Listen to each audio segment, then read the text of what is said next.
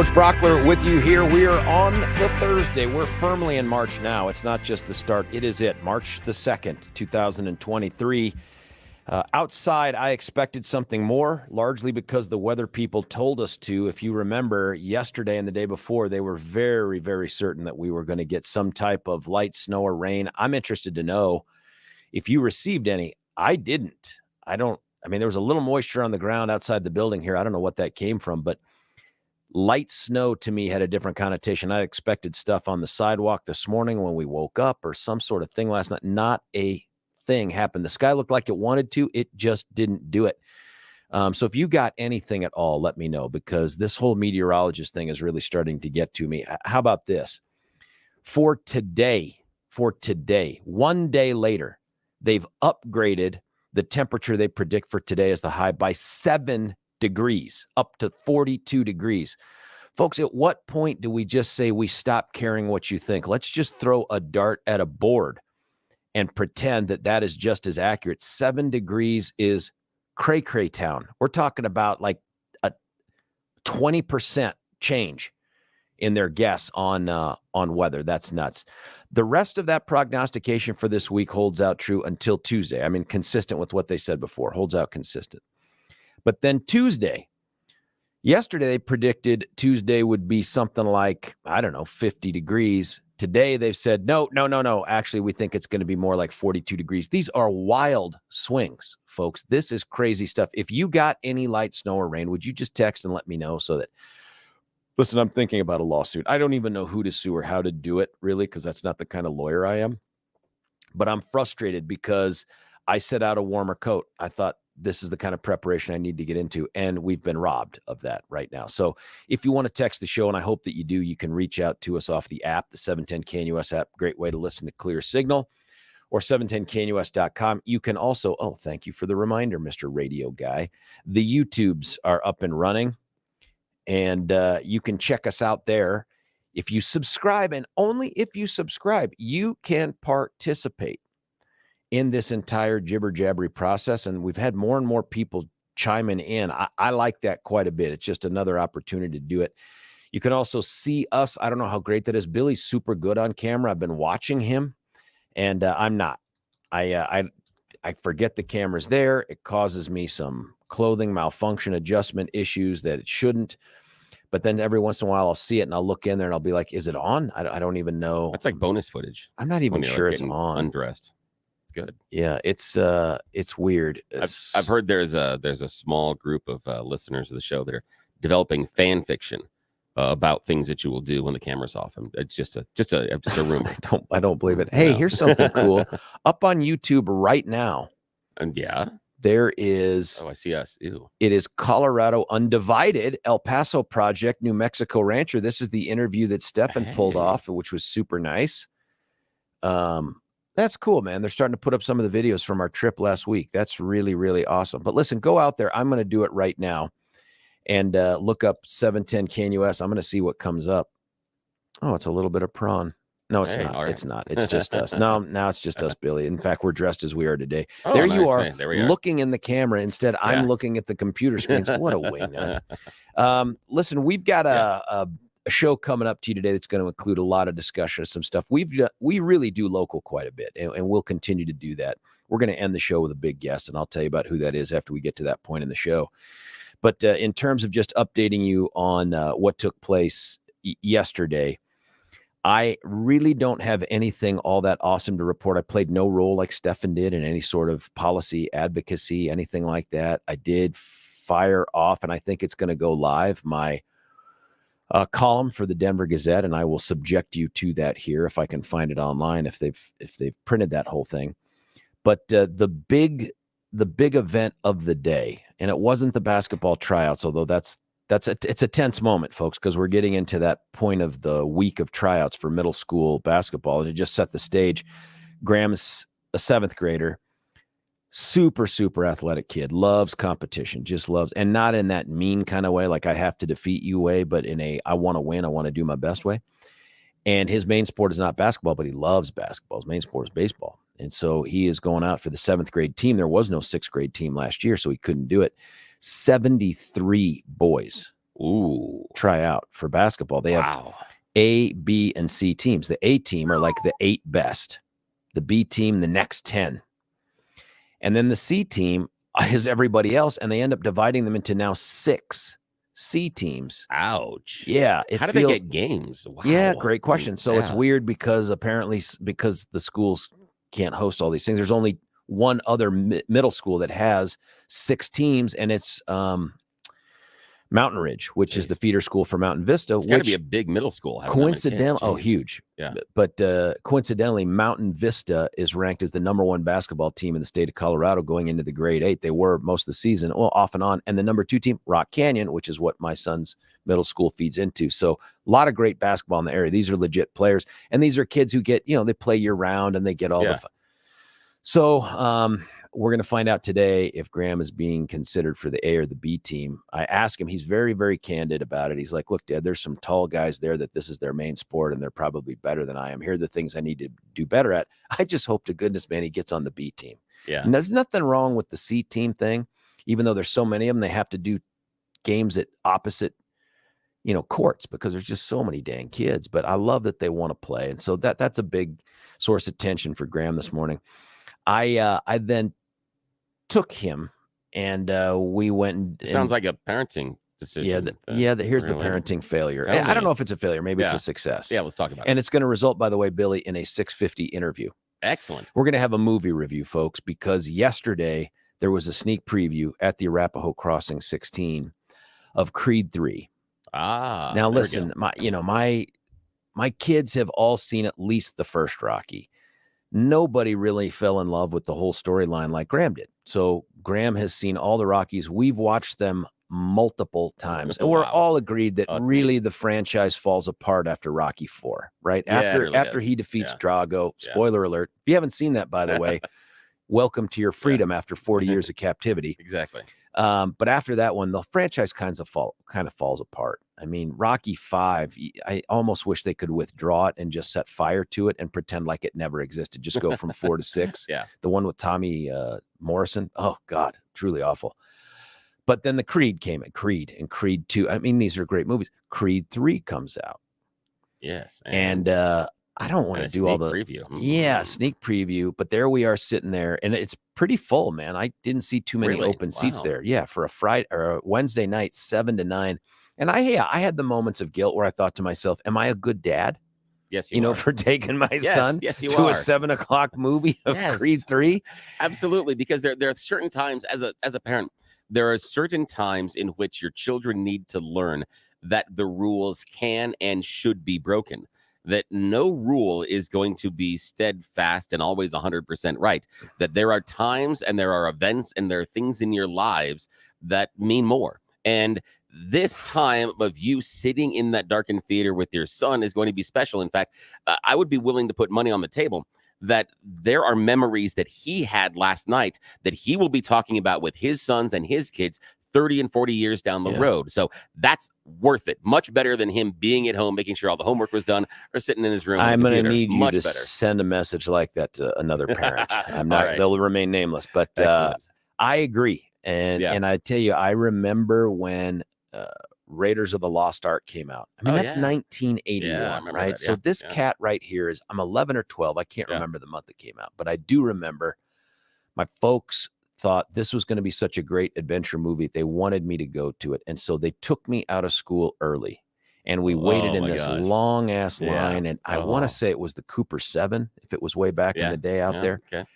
And I remember that, man. I remember standing on the street with my mom, who took half a day off of work and all that. And I just remember thinking, this is awesome. And of course, if you remember the movie at all, it changed a lot of movie. It was just a wonderful movie. Oh, that's cool. And I remember that. And I don't know if Graham will. I hope he does. I hope he looks back and thinks, yeah, you know what? It wasn't always just, hey, do your best in school, do your best in athletics. We carved out some time for the other stuff too.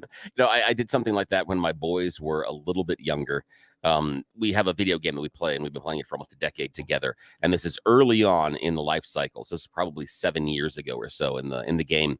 And there was a huge content that was going to be downloaded on a Tuesday. So I excused the boys from school, and so we all stuck home on Tuesday and played video games all day. I think it was that's good stuff. Fantastic. I mean, it was a day of soda and chips and candy. Oh man, and you can't. How do you beat that? It was fantastic. So it's great. Here's a texter, Billy. I can neither confirm nor deny that my fan fiction subscriber-based website, the G-Spot, has enjoyed a successful crowdfunding campaign. Excellent. Nice update from Juliana out of Fort Lupton. Had light snow all day from 11 a.m. Okay, at least for that part of the state, it looks like the weather people nailed it.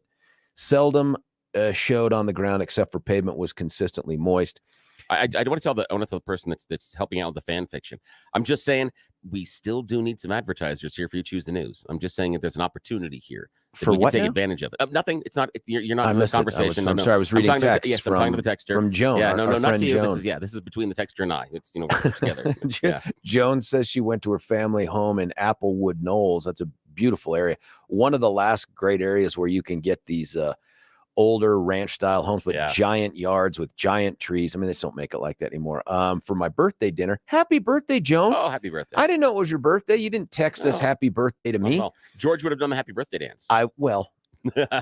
Some sort of performance art. Yeah, exactly. She said there was 0.4 inches of fluffy snow, but by Bear Creek High, it was high and dry. That's over by where my pops lives. Yeah, I'm seeing a Netflix show. Oh, maybe the show based on what we've been talking about. Yeah. And then someone else, the YouTube's !4. You've started saying that, and it kills me every time because I know you weren't supposed to do it, and you've morphed it even further away. That part is true. That may explain why I got the message Brian would like to meet with you. And folks, just know that if I'm not back tomorrow, it's because of my meeting with Brian. I mean, and if I'm not back tomorrow, it's because of his meeting with Brian. Well, I think that they would salvage what they could of the show. They would keep you, probably repurpose you, C3PO you. You know what I mean? Try to wipe your memory.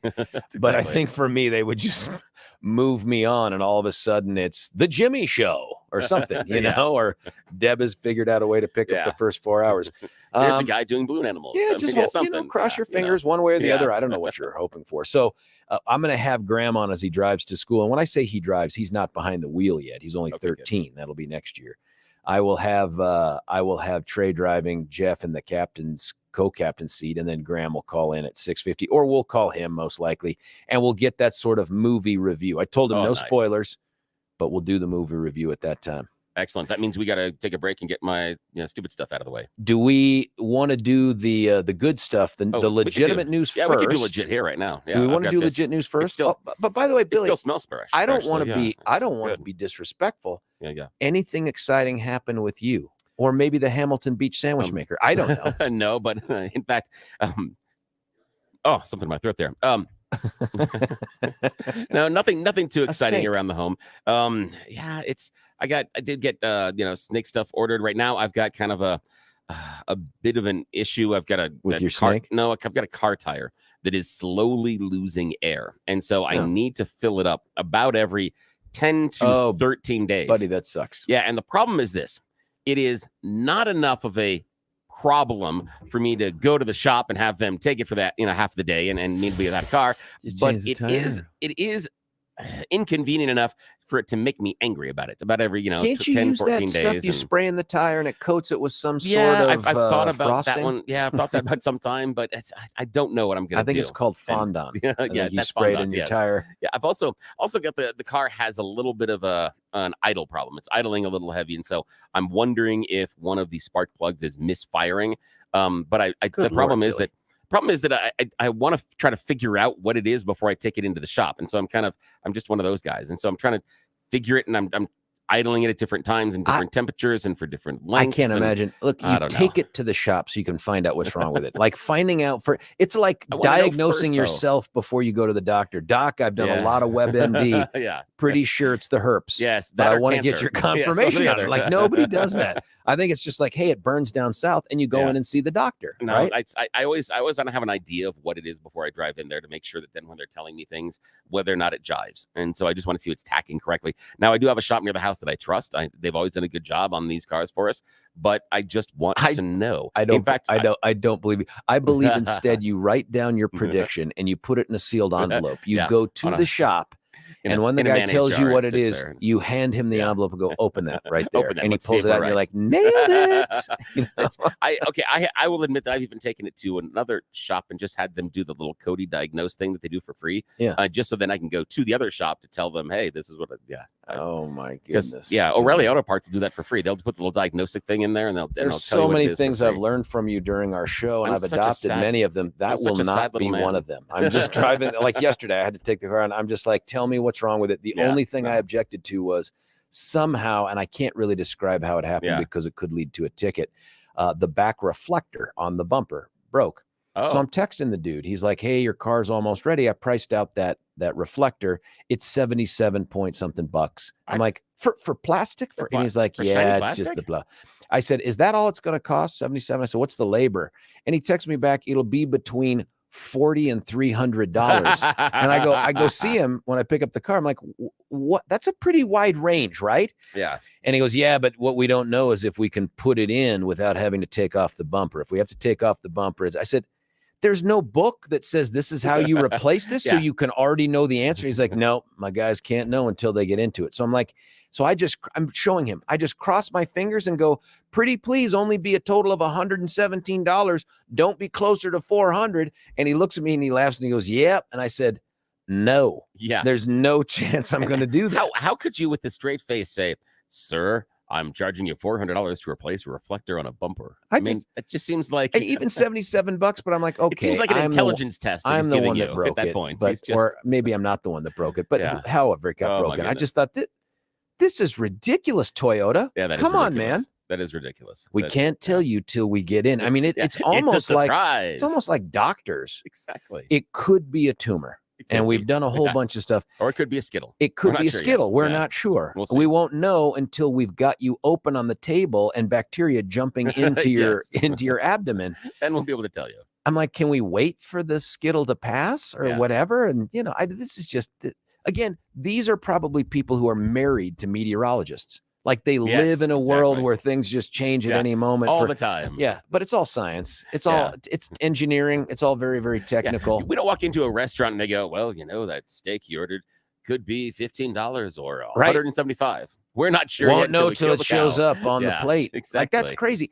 I don't understand why they can't call up Mr. and Mrs. Toyota and say, can we talk through the bumper assembly? Is there any way to get this thing on? The idea that there is not some sort of a diagram for the bumper assembly, I disagree. I think that whatever it is, your shop has not had the latest subscription or something, whatever it is. There's no way there is not a manual showing you how to do it. There has to be a manual. Say, IKEA, make us some instructions on how to do stuff. Not a single word in the IKEA thing other than IKEA. I love it. It's human Legos. It's adult Legos. Yep, it is. Buddy, we should probably cut away here, especially as the phones start ringing, which you can call us at 303-696-1971. But we want to get to the good stuff because I want to get my movie critic on here at 6:50. Stick around. George Brockwood, George Show, 710 KNUS. Want to take your favorite radio station wherever you go? Well, now there's an app for that. No matter where you are, stream your favorite shows. Tap the app to listen to podcasts. Talk back to your favorite local hosts. At the tone, leave a message. Call the show. Set your alarm. Enter contests and win prizes. All in the palm of your hand. Available now for iOS and Android devices in the App Store or Google Play. And best of all, it's free. Download today.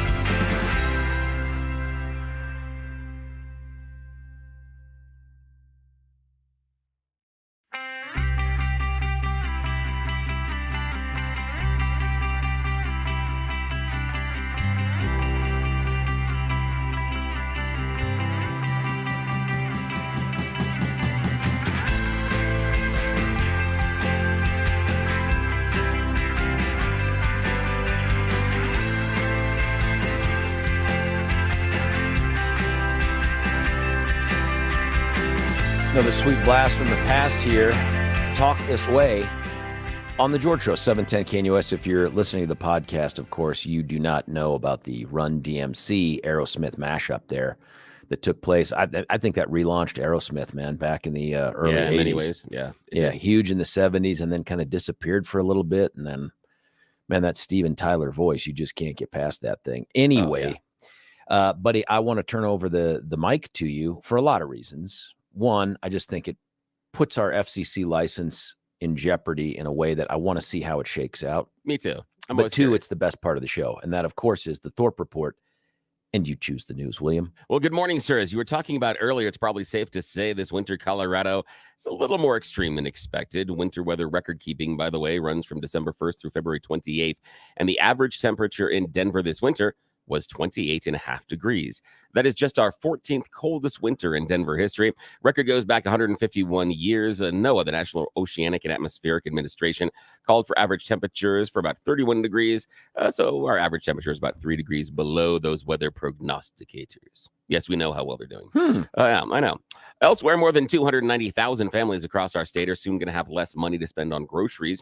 COVID-19 relief measure that gave Supplemental Nutrition Assistance Program, or SNAP participants, the maximum amount of benefits possible are now returning to regular levels. What does that mean for a household receiving SNAP benefits? It's probably going to mean a reduction of at least $95 or $90 or so per household. This is sad news. A 16-year-old East High School student who was shot near the school last month died yesterday. According to the teen's family, Luis Garcia was shot while inside a parked car near the school on the afternoon of February 13th. He was taken to the hospital with very poor prognostications and died yesterday at Denver Health after a 17-day fight for There's his life. no crime issue in Denver at all. No, not at all. Horrible. No, not at all. In fact, we don't follow it up in Aurora, where they were investigating the deadly shooting of a man at an apartment complex just yesterday morning. Just after 8 o'clock, they responded to the parking lot at Park Place and Expo Apartments, located at 10785 East Exposition Avenue. That's near Exposition and South Havana Street. They found the 30-year-old man in the parking lot with a gunshot wound, taken to the hospital. He was pronounced dead there. Police have not released any other details on the circumstances regarding a suspect or information about that shooting. A bill that would allow Colorado cities and counties to offer a place for people to use drugs under the supervision of mental health and regular health professionals faced its first committee hearing yesterday.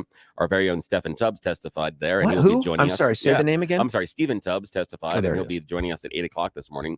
It's House Bill 23-1202. It allows localities to set up safe injection sites. They're sometimes called overdose prevention centers or harm reduction sites. Just wondering why we're trying to, whose harm are we trying to reduce? Oh, well. Yeah. Safe for who? I know. Colorado has seen significant increase in overdose deaths in recent years. Current data shows about 1,400 Coloradans died from overdoses in 2020. That's a 38% increase from the previous year. And the Colorado Department of Transportation has made safety improvements to a stretch of I-25 frontage road that's considered so dangerous. Locals are calling it Death Alley. There's a dangerous 7-mile stretch where 3 people have died in accidents in less than 6 months, including 2 teenagers. And finally, up at your alma mater, a group that champions the separation of church and state is demanding that the University of Colorado censor all religious exercises that Deion Sanders may be involved in. The Freedom from Religion Foundation claims that Sanders has been engaging in inappropriate and unconstitutional actions and engaging in religious exercises with players and staff members, like yoga. We will talk about this later in the show. This one kind of pisses me off. Yeah, me too, a little bit. I think it's kind of it's an overreach. Why do you care? Sanders was only named Colorado's coach in December, but in that time frame specifically cited in the Freedom from Religions Foundation's letter, they say it's their understanding that even back on December, he led other staff members in a Christian prayer to start an official meeting. Oh, the horror! I can't believe it. More egregiously, yes, they say that on the 16th of January, he directed staff members to lead players and coaches in a Christian prayer before a team meeting because, yes, it's the torture, the horror. I can't believe it. Why are we possibly protecting these kids? He said it. No, and he said we had to pray. I don't know. Why would they go want to Buffs, save my soul? baby. Go Buffs. It's rather ridiculous. But hey, we'll talk about that in a little bit. But hey, speaking of ridiculousness. Hey, hello. Yes. Oh, I pushed the wrong button. We got the crappy music today. Well, crappy music is going to start off You Choose the News. Yes, where we are playing everybody's favorite fake radio news game show, where we have scoured the interwebs for ridiculous stories, giving them stupid headlines to play this fake radio news game. Why? Well, because they're paying us to do it. Hey, just remember, texture, you and I, we got a deal. You know, let me know the information. You can be a sponsor here, too. Yes, we'll tell you about a brand new children's book that will give a lot of people a boost in self-esteem in just a few minutes. But first, we must play the game. Whee! All righty, George, here are your headline choices this morning. Headline number 1, don't tell Shrek about the secret ingredient. Headline number 2, you don't know the power of the dark side. Headline number 3, no tongue. And headline number 4, biscuit emergency. All righty, your headlines again this morning. Buddy, the double on try. I can't. Yeah. So we've got 12. Don't tell Shrek about the secret ingredient. You don't know the power of the dark side. No tongue. And biscuit emergency. Your choice, sir. You Choose wisely. don't know the power of the dark side. You do not know the power of the dark side. For people of our generation, Star Wars was a seminal moment in your upraising, but it also seemed to be a huge influence to the former military of Saddam Hussein, specifically his crazy Trump-Gano crazy son, Uday. Yeah, Uday was a huge fan of the Star Wars franchises, and it seemed to have influenced his paramilitary group, Saddam's Men of Sacrifice. Now, see, Saddam admired the science fiction movie so much, he actually took it to extreme levels when he's designing the unit's uniforms. Their helmets were made of black fiberglass with a deep neck and ear guard, culminating in a pronounced point in the center peak. Basically, he modeled it after the helmet of Darth Vader. The right side is fitted with a black rubber oval that is fitted upside down in the case, showing a silhouette of Saddam Hussein wearing his military-style beret. Also on the rubber oval was Arabic warning signs that translated to the Lord, the homeland, and the leader. The helmet, though... Don't tell the Freedom from Foundation that. Yeah, exactly. The people that analyzed this said, well, the helmet offers virtually no ballistic or defensive value at all. It wouldn't protect you in the least, but it looks really cool. So they kind of figured that it was done to intimidate and give the impression of being sinister in order to keep the pores in line. Which military is this, or which police force is this? It's Saddam's Men of Sacrifice. Yes, it sounds like an ad. Like, yes, Saddam's Real Men of Sacrifice. That's right. That's what it sounds like. Yeah. I just, I am your father. I know, exactly. It's just, I want to know why they weren't wearing the white ones, like, when they're driving the Star Destroyers and they got that big, long, white helmet that sticks up. I guess I'm glad they chose that headgear instead of maybe the dude from Hellraiser. Because that one seems like it'd be harder to put together. Much harder and a little pointy. And you can't wear hats, I guess, and not even a scarf. And you can't even, sunglasses don't work. Can't itch. No, that's a tough one. Okay, your second choice this morning. Don't tell Shrek about the secret ingredient. No tongue or biscuit emergency. Only because of the last two just make my mind go to the wrong place. Let's go tongue. All right, no tongue. Give me tongue. Now, this is coming to us from China. China is starting to develop a contraption which will help people that are involved in long-distance relationships. It's advertised. Is it called FaceTime? Actually, kind of close. It is basically, it allows you to share real intimacy with your long-distance partner. Uh-oh. Yes. It is a fake mouth, I guess would be the best way to say it. Wait, what? Yes, it is a silicone mouth that is equipped with pressure sensors and actuators, and it will be able to mimic a real kiss by replicating the pressure and movement and even temperature of the user's lips. Along with a kissing motion, it can transmit the sound the user is making on the other end of the connection. But the one downfall is, there's no tongue. In order to send a kiss, you need to download a mobile app, plug the device into your phone's charging port, which is going to be super awkward on the bus and subway. After pairing with their partner's app, couples can start the video call and transmit replicas of their smooches to each other back and forth. You and I both know that mouth device ain't going to be used for kissing. No, it will not. That is, my good Lord. It'll end up places. And especially with the disparity in the number of men to women in China after their one male child policy. Yes. They're going to abuse the hell out of that. This is not the first time that someone has tried this. Back in 2016, the Imagineering Institute in Malaysia launched the Kissinger. It's called the Kissinger. It was a touch-sensitive silicone pad rather than realistic lips, and you were just supposed to kiss the pad. You had a kissing square rather than an actual mouth. So the Chinese have upped the technology game in the fake mouth kissing by giving an actual mouth, but that's still no tongue. Is that a mouth in your pocket, or are you just happy to? No. And the thing is, it's about as large as think of you have your TV remote control at home, put two of them together, and then stack two more on top. That's about the size and depth of this thing. And then it has a fake mouth in the front that you're supposed to pick up and go into your pie hole. I don't know. So sorry, buddy. I just want to know how lonely you are. It's just why would I can't. We gotta move on because it's hurting me. It's hurting me to think about it. All right, final choice this morning. Don't tell Shrek about the secret ingredient or biscuit emergency. Biscuit emergency. Biscuit emergency. We're traveling to Augusta, Georgia for this one because 50-year-old Belinda Miller is now facing first-degree criminal damage charges because of what she did with her car. She's also facing charges of damage to property and aggravated assault. Authorities say, well, it was a Saturday night, just about 7:45, when deputies were called to the Popeyes over on Walton Way. This is according to the Augusta Chronicle. The manager reportedly told police officers that were responding that 50-year-old Belinda Miller became very, very mad, agitated, even uncontrollable at times when she noticed that in her meal, they did not put in the delicious Popeyes biscuits. Whoa. So come on, man. What is a 50-year-old woman to do on a Saturday night in Augusta, Georgia, when she has been shorted by Popeyes for her biscuits? Self-immolation. She does the only thing that she could. She jumps into her SUV and drives it directly into the restaurant. No. Yes. She smashes the vehicle into the restaurant, almost hitting an 18-year-old employee. Drive-through. Yeah, it did. Yeah. The funny thing is that the manager was offering to fix the mistake when she got so angry about it. The woman's was given a bond of over $4,000, not known if she's in custody still or not. But I still think that the idea, the process of mad, getting cars smashed. What's going on in your life at that moment that the missing biscuits triggers you to commit that kind of a crime? Exactly. That says this is the solution to the problem. Have you just received a diagnosis of like you're going to die within the next 24 hours? I was that's it, man. They're good biscuits, but smashing into things, and they were actually was it a last meal? Was she under the influence of something? The red beans and rice, which is very good. It is very good. Yeah. Did you try that Popeyes chicken sandwich just out of curiosity? I've had it a couple times. Listen, I try not to eat the bread too much because, the fat. Carbs. Yeah.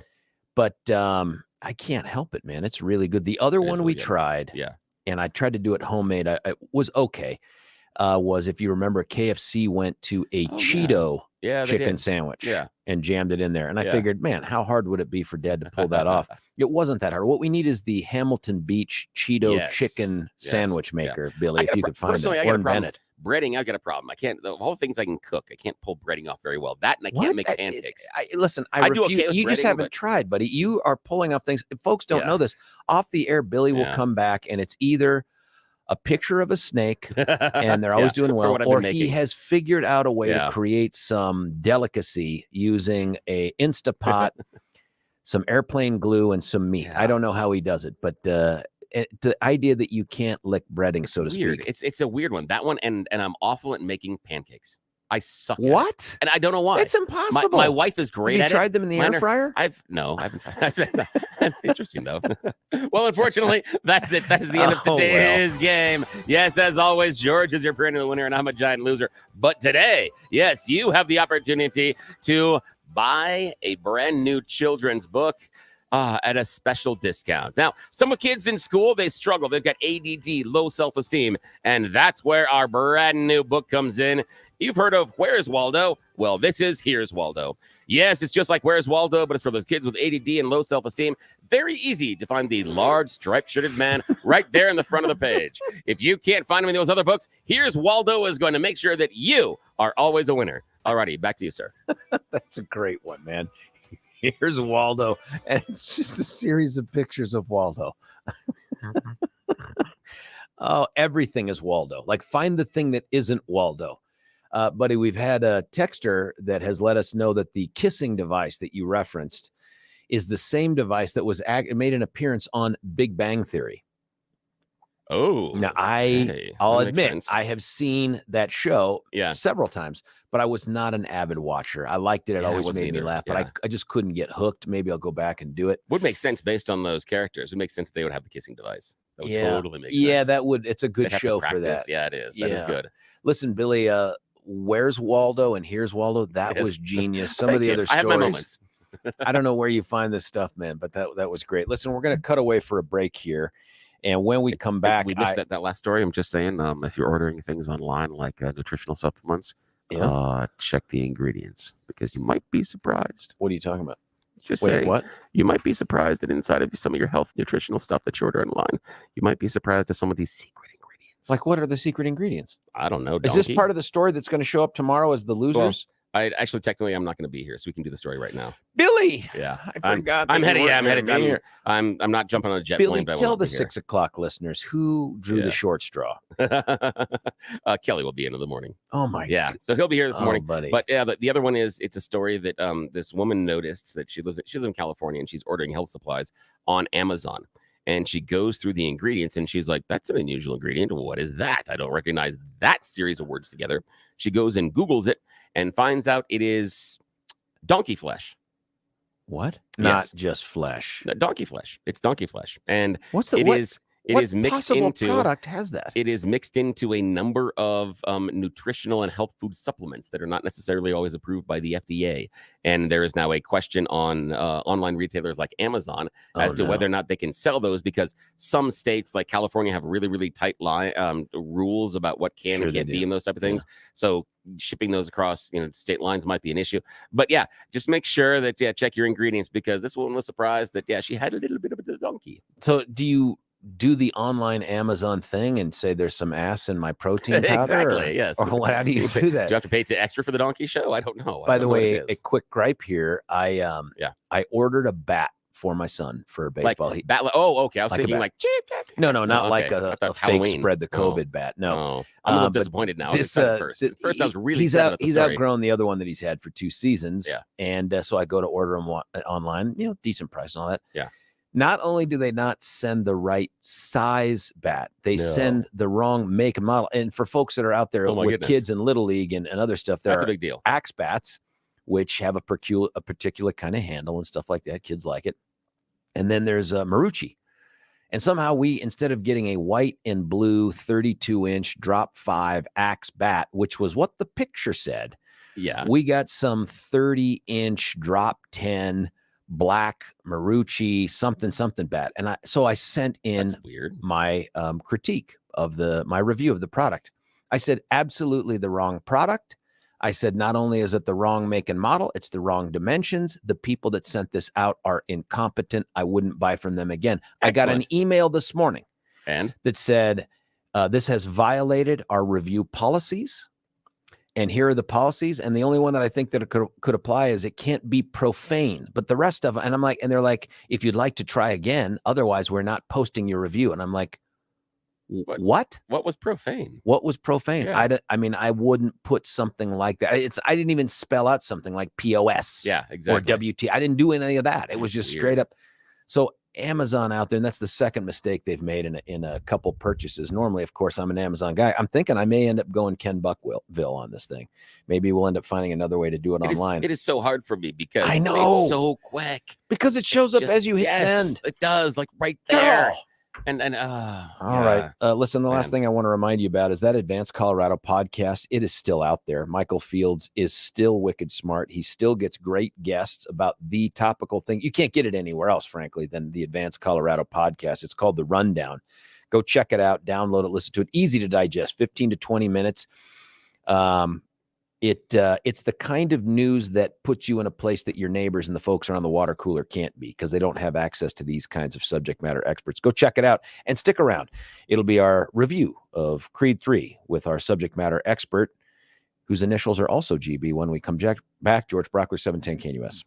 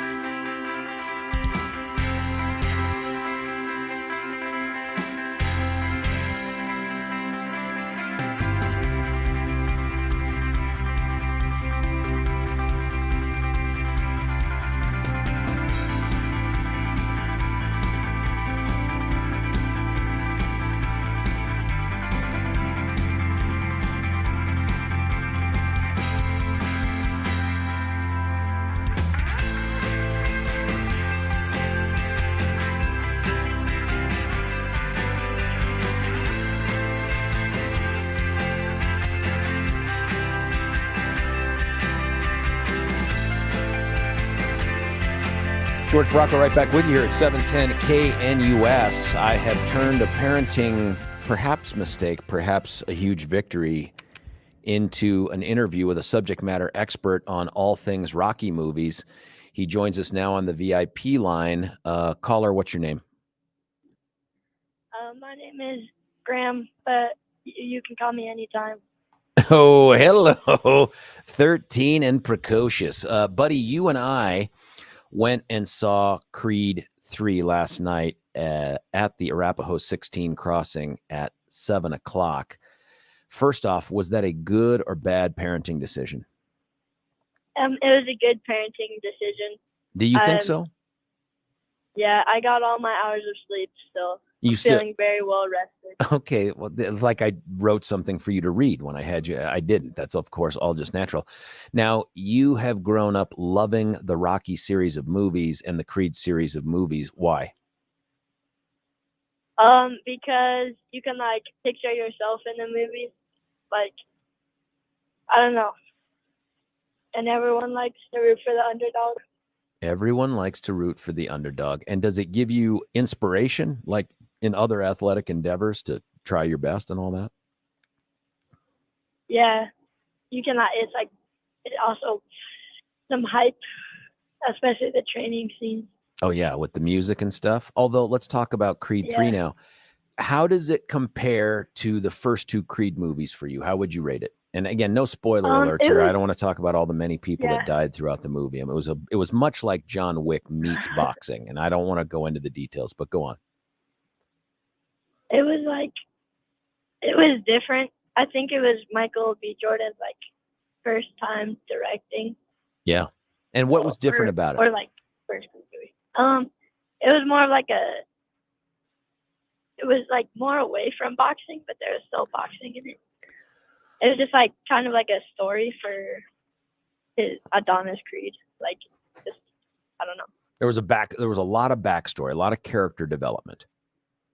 Yeah. And what did you think of the boxing scenes that they had?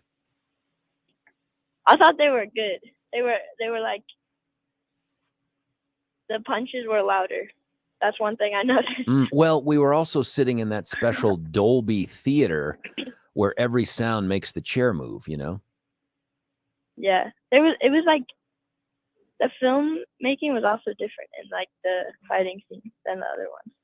That's a good point. But it was a little different. The camera work was a bit different, and that may have been a product of cinematography or direction. I don't know. What was unusual about who was missing from the cast? Rocky was missing, but I searched it up on the way home, and they said like he was alive.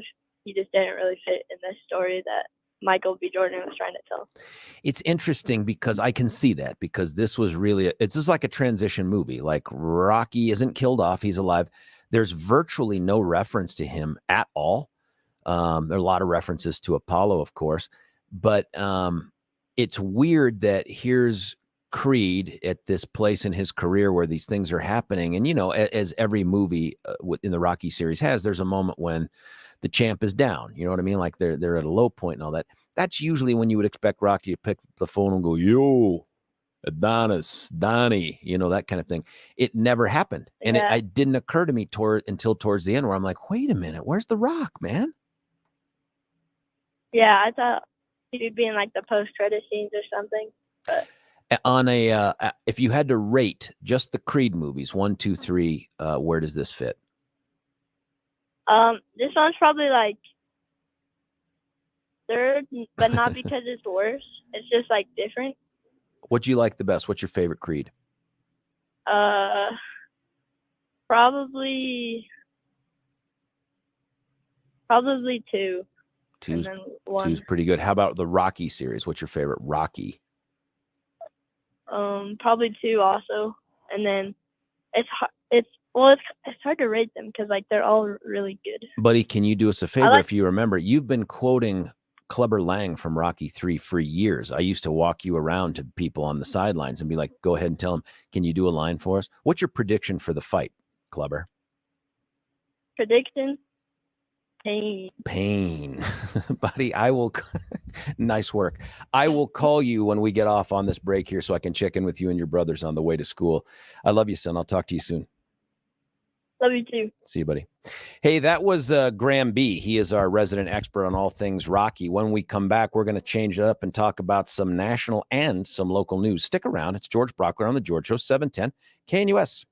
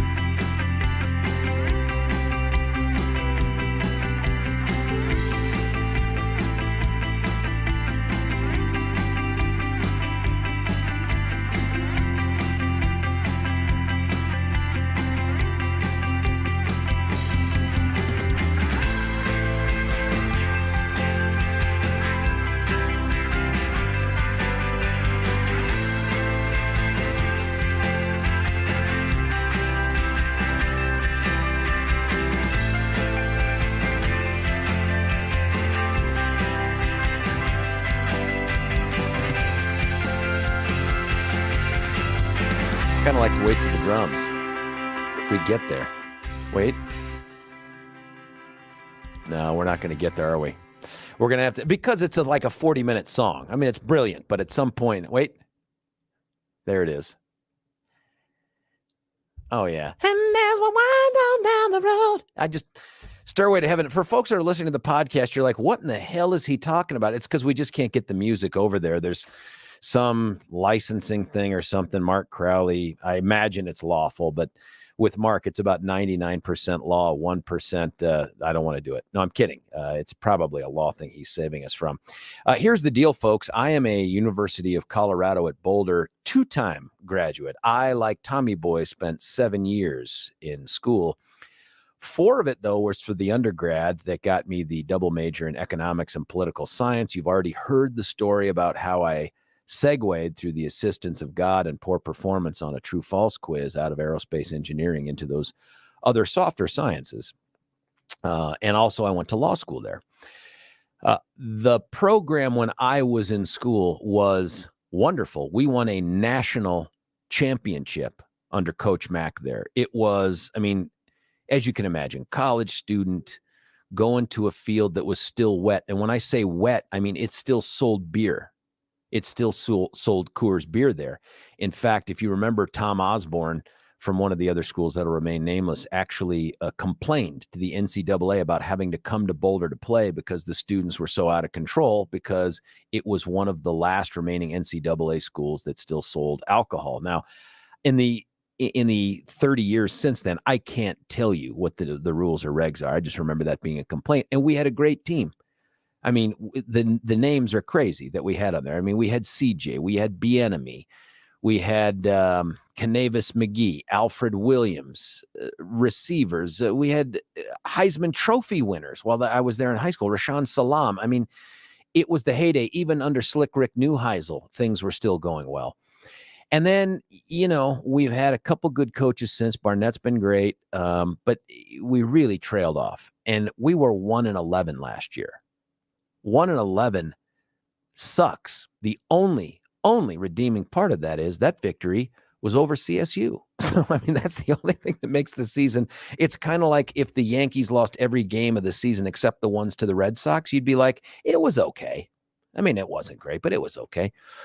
So enter a guy named Deion Sanders, Hall of Famer, one of the great shutdown cornerbacks in NFL history. Also an incredible promoter, and what has turned out to be a strong suit for him is leadership. And what I mean by that is this guy is, I don't think he's a brilliant football tactician. That's not his strength. His strength as a coach is putting together a team of people that want to overachieve for him. That's what I wanted to do as DA. I surrounded myself with people who were smarter and better than I was. Nobody that was funnier than I was. If you were super funny, I would not hire you because I feel threatened. I'm kidding. But that's what he did at Jackson State. Now, Jackson State is one of the historically black colleges that's out there, out of Florida. They had a football team that they put together. He brought his son Shadur and I think another one of his sons. And anyway, in a very short period of time, this guy motivated the student body, got great recruits, got a great coaching staff, and took these folks to the national championship of whatever level of football they're at. Took them, they almost had a perfect season. And so this guy towards the end of last season, he gets hired to replace the head coach for the CU Buffs. Because when you're 1-11, by the way, that's not the kind of thing you put on your resume as a coach. Like the last season I coached, we won a whole game. That's not it. But if you're Deion Sanders and you took your team to the precipice, and if you watched that game at all, and I've only seen the clips of it since that national championship game, that thing was just punch, counter punch, punch, counter punch. It came down to the last minute of the game that they lost. I mean, this team had turned it around in just 2 short seasons, and they were dominant. He is a motivator. He is a leader. He is charismatic. And if you don't appreciate Deion Sanders as a coach or as a personality, I invite you to go to Amazon Prime if you're a Prime member and watch Coach Prime on there. It's a 4-part series. Graham and I, of course, watched it. And it's really insightful. Well done. I'm sure it tells the story they want to tell. It's kind of like a documentary. And they have the CU Buffs thing in here at the end where he shows up and he's accepted the job and he's talking to these kids. And I loved it, man. I loved it. It was the kind of motivation you need to tell a team who's at the bottom of the Pac-12. And he comes in and there's excitement surrounding this guy. I mean, he is a clear leader and motivator. And he says to them, listen, I know a lot of you all have the dedication and the motivation and the perseverance and you want to win and all. He goes, it is my job to figure out a way to keep you from having to be with players who don't have the same dedication, motivation, perseverance, all that other stuff. It's my job to get rid of them. And I thought, what a hell of a message, a shot across the bow. The other coach that's always with him, whose name escapes me now, but I'll learn it, is in the back of the room. And he goes, hey, y'all. He goes, we're coming. And he says, I just got to tell you, some of you aren't going to be here. And I thought, what an incredible message. This is not the participation ribbon coaching staff. And this guy comes in and people love to be around this guy. He is a true motivator. And he gets these kids to do things and force themselves to excel in places and in ways that I don't think they thought they could. This guy has turned around the recruiting program to make it one of the top recruiting places in the country for a team that was 1-11. Dude's getting 4-star, 5-star athletes to come to this school. Now enter the controversy. Here's the controversy. He's Christian, folks. That's not it. He is proud about his Christianity, and he is loud about his Christianity, and he is overt about his Christianity. And so he has, both at Jackson State and now at a couple different settings here, not only permitted staff to lead prayers, but has asked staff to lead prayers. And he has talked about Jesus and the Lord with his players. In fact, at Jackson State, he apparently had a prayer that he had them all do. I don't know if it was online or in person, but some sort of a prayer that they did. And so now enter the people from the Freedom from Religion Foundation. The name says it all. These people exist clearly to try to make sure that there is no remnant of religion or faith at all of any kind anywhere near government. They have taken the separation of church and state interpretation, by the way, of the First Amendment and the Establishment Clause, and have made this into an organization that they claim has 39,000 members, and that they have more than 1,200 of those members and 2 local chapters in Colorado. So guess what happens? These folks are here to fix it, right? Like, this is awful. We have this dynamic coach that kids want to play for, that kids are leaving other schools from their commitments to come play for CU. Some of the top prospects in America are coming to CU to play. And my God, he is subjecting them to his faith and these prayers. And so they dash off a letter to Phil DeStefano. He is the chancellor of the University of Colorado Boulder. And someone texted in, by the way, you're right. It says, even more important is Coach Prime's standard of conduct and character for these young men. Absolutely true. Watch that Prime video thing, and you will see at one point there's a kid on the team who, I don't know why he feels bad, but he is clearly crap-talking the team, crap-talking the coaches.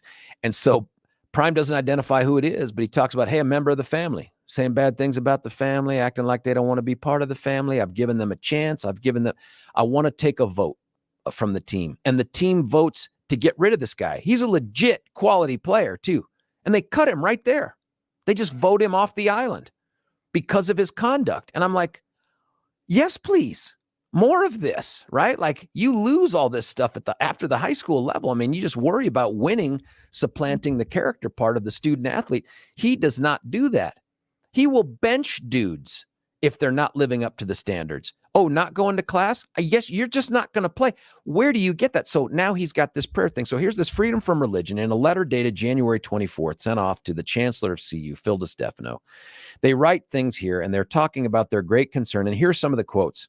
Deion Sanders' promotion of religion and potential religious coercion through the football program. And they cite for this multiple concerned Colorado residents who have reached out to FFRF to report that CU's new football coach, Deion Sanders, has been infusing his program with Christianity. It is our understanding that on December the 20th, 2022, a staff member led other staff members in a Christian prayer to start an official meeting. More egregiously, on January 16th, 2023, Coach Sanders directed a staff member to lead prayers and coaches in Christian prayer before a team meeting. And here's that prayer, folks. Brace yourselves. Lord, we thank you for this day. Father, for this opportunity as a group. Father, we thank you for the movement that God has put us in place to be in charge of. We thank you for each player here, each coach, each family. In Jesus' name we pray. Amen. The horror. He includes prayer in all his team meetings and events. In fact, he even praised and glorified God during an introductory press conference on December the 4th. He has a history of pushing religion onto his players. While he was coaching at Jackson State, he required his team to participate in a call and response prayer. He gathered all his players and told them, repeat after me, Lord, I love you. Lord, I thank you. Lord, I magnify you. Lord, I glorify you. Keep us, guide us, lead us, protect us, direct us. Thank you, Lord. Thank you, Lord. Thank you, Lord, for everything, for all things, for more to come. Without you, I wouldn't be a thing, in Jesus' name. Amen. They describe his conduct as inappropriate and unconstitutional. He's creating a Christian environment within his football program that excludes non-Christian and non-religious players. They go on to cite some case law, including a case that will be cited back to them by the wicked smart executive vice chancellor up there. I'll get to that in a moment.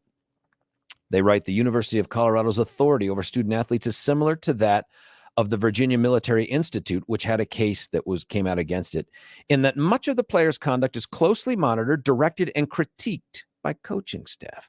Players trying to please their coach surely will feel immense pressure to participate in religious activities and go along with Coach Sanders' proselytizing.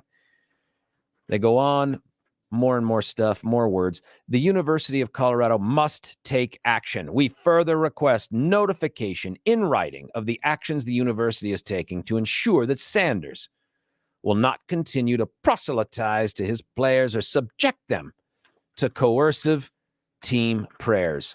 Signed, with love. No, it doesn't say with love. Christopher Line, staff attorney for the Freedom from Religion Foundation. P.S. See you in hell. No, actually, it doesn't say that. It's not see you like University of Colorado, see you in hell. That gets a letter in response from email, and it's to the same guy, the staff attorney, and it's written by Patrick T. O'Rourke. He's the executive vice chancellor and COO of the University of Colorado Boulder. I've had the opportunity to work with Patrick a couple times. This dude's a wicked smart dude. In my opinion, this dude could be on our Supreme Court. I mean, he is a legal mind out there. And my interactions with him were when we were doing the Aurora Theater case. We wanted to prepare for trial with the two psychiatrists that had been seeing the shooter from the University of Colorado Health Sciences Center. And of course, Patrick at the time, I think, was general counsel for CU. We were getting some real resistance, mostly because those psychiatrists had lawyered up because they were being sued. And those lawyers were like, why would we do that? And blah, blah. And I talked to Patrick and I explained that, listen, these folks are going to be in court testifying. They can do it cold, and the direct examination will be very, very challenging and difficult. And then they can get beaten about the face and neck, or we can sit down and talk about the case, talk about what I'm going to ask them in terms of testimony, what to expect from the other side, and things will still be uncomfortable, but it won't be embarrassing. And Patrick got it, man, right away. And he was like, yep, I'll figure this out. And one thing led to another, and we ended up sitting down and having great sessions with both doctors that were related to this case. I got a lot of respect for this dude. Really smart. So he dashes off a letter in response from the University of Colorado Boulder. And what I appreciate about it, it wasn't like, we're so sorry, we'll fix this problem, that Coach Sanders. It wasn't like that. He writes this thing out, and he, in the first paragraph after the thank you for your correspondence letter, kind of the screw you portion of the letter, he gets in here and says, hey, listen, we acknowledge as a public institution, we have obligations under the First Amendment to avoid state-sponsored endorsement of religion, while at the same time recognizing that members of our community who hold religious beliefs are free to express them within the boundaries of the exact same case that the Freedom from Religion people cited, which I thought was brilliant. And then he goes on to say, and he says, listen, we have had the Office of, what was it? Institutional Equity and Compliance. My God, what is that? That's got to be the thought police. Nonetheless, we've had them meet with Coach Prime and just remind him of the university's guidelines. Now, you should know that these freedom from religion people then quickly run to their website and they're like, FFRA coaches Deion Sanders on the First Amendment and blah, blah, blah. It's like you did no such thing. And I don't even think this was really truly corrective action. I think this was probably part of the process anyway of becoming a new member of the faculty. But here's the letter from Patrick O'Rourke. In your letter, you did not identify that any members of the University of Colorado's football program voiced a specific concern to you or the Freedom from Religion Foundation about having been coerced to participate in religious expression. That is Patrick calling them out and saying, you didn't name anybody because ain't nobody feel that way. And if you think otherwise, let us know. I thought it was a good letter in response. It was well drafted and all this, but it leads us to the topic I want to talk with you about. And that is, who's right here? Who is right? There is no doubt that within the First Amendment, which is number one for a reason, the framers of the Constitution did nothing accidentally. When they made Article 1, the Congress, they intended for that to be the most important, most powerful branch of government. It turns out over the years that's been eroded, and now Article 2, the executive, the presidency, has become more powerful than Congress. And then Article 3 was the judiciary, and they intended the judiciary to be the least powerful of the three branches of government. But then you get to the Bill of Rights, which was 1789, and you know that they put the order of the amendments in the order of importance. They didn't just go, well, let's just make that. Freedom of speech and the religion piece were paramount to them. And oh, by the way, for folks out there who are in love with these 4 new crazy laws that won't do anything for suicides or homicides that I talked about with Dave Kopel yesterday, the Second Amendment is number 2 for a reason. So the First Amendment has in the clause, as you know, when it comes to religion, it has a freedom of exercise and a freedom from establishment clause. Those are 2 very different things. One is you can be any religion you want here in America. The second is the government will not impose a requirement on you to be religious. You don't have to be anything. And then, of course, that has been interpreted through this Lemon test and some other stuff to be separation of church and state. I'm not sure that's what they meant, because I don't think this is state-sanctioned religion or state-imposed religion. But here we are with a guy who motivates, he leads, he molds these young men into becoming better men, and he gets victory too. And now he's come to the University of Colorado, this flailing program for the last however many years, and this dude's bringing a little bit of salvation. Maybe it takes the form of faith. I don't know. But it sounds like dude uses Christianity. Dude uses prayers with his players and with his staff.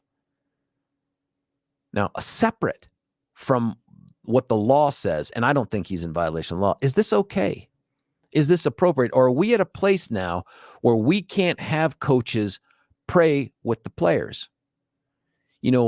Graham's baseball team started season or 2 ago, just spontaneously. After the game, win or lose, they take to the mound with players from the other team. These are, at the time, I think 12-year-old boys that take to the middle of the field, and a couple coaches go out and they say a prayer. And I'm like, right on, man. Nobody told him to do it. This was totally player-led. Right on, man. I'm glad. I'm happy for that. This is a little different because this isn't player-led. This is coach-led. And the coach is an employee of the government. He's an employee of the University of Colorado. Is this something to be ignored, to be emulated, to be praised, to be discouraged? 303-696-1971. I don't know, man. I like what he's doing. And I'm not saying I want him up there trying to convert people to Christianity, but should this guy have to hide the fact that he probably starts and stops every single day with a prayer? I don't know. I don't know that I could do it, right? But I'm picturing myself if I'm a coach, and I played football for 2 seasons at Mullen. And so I can tell you, man, there are prayers in the locker room, but that's a religious school. That's a private school. I know at Bear Creek too, where I played football.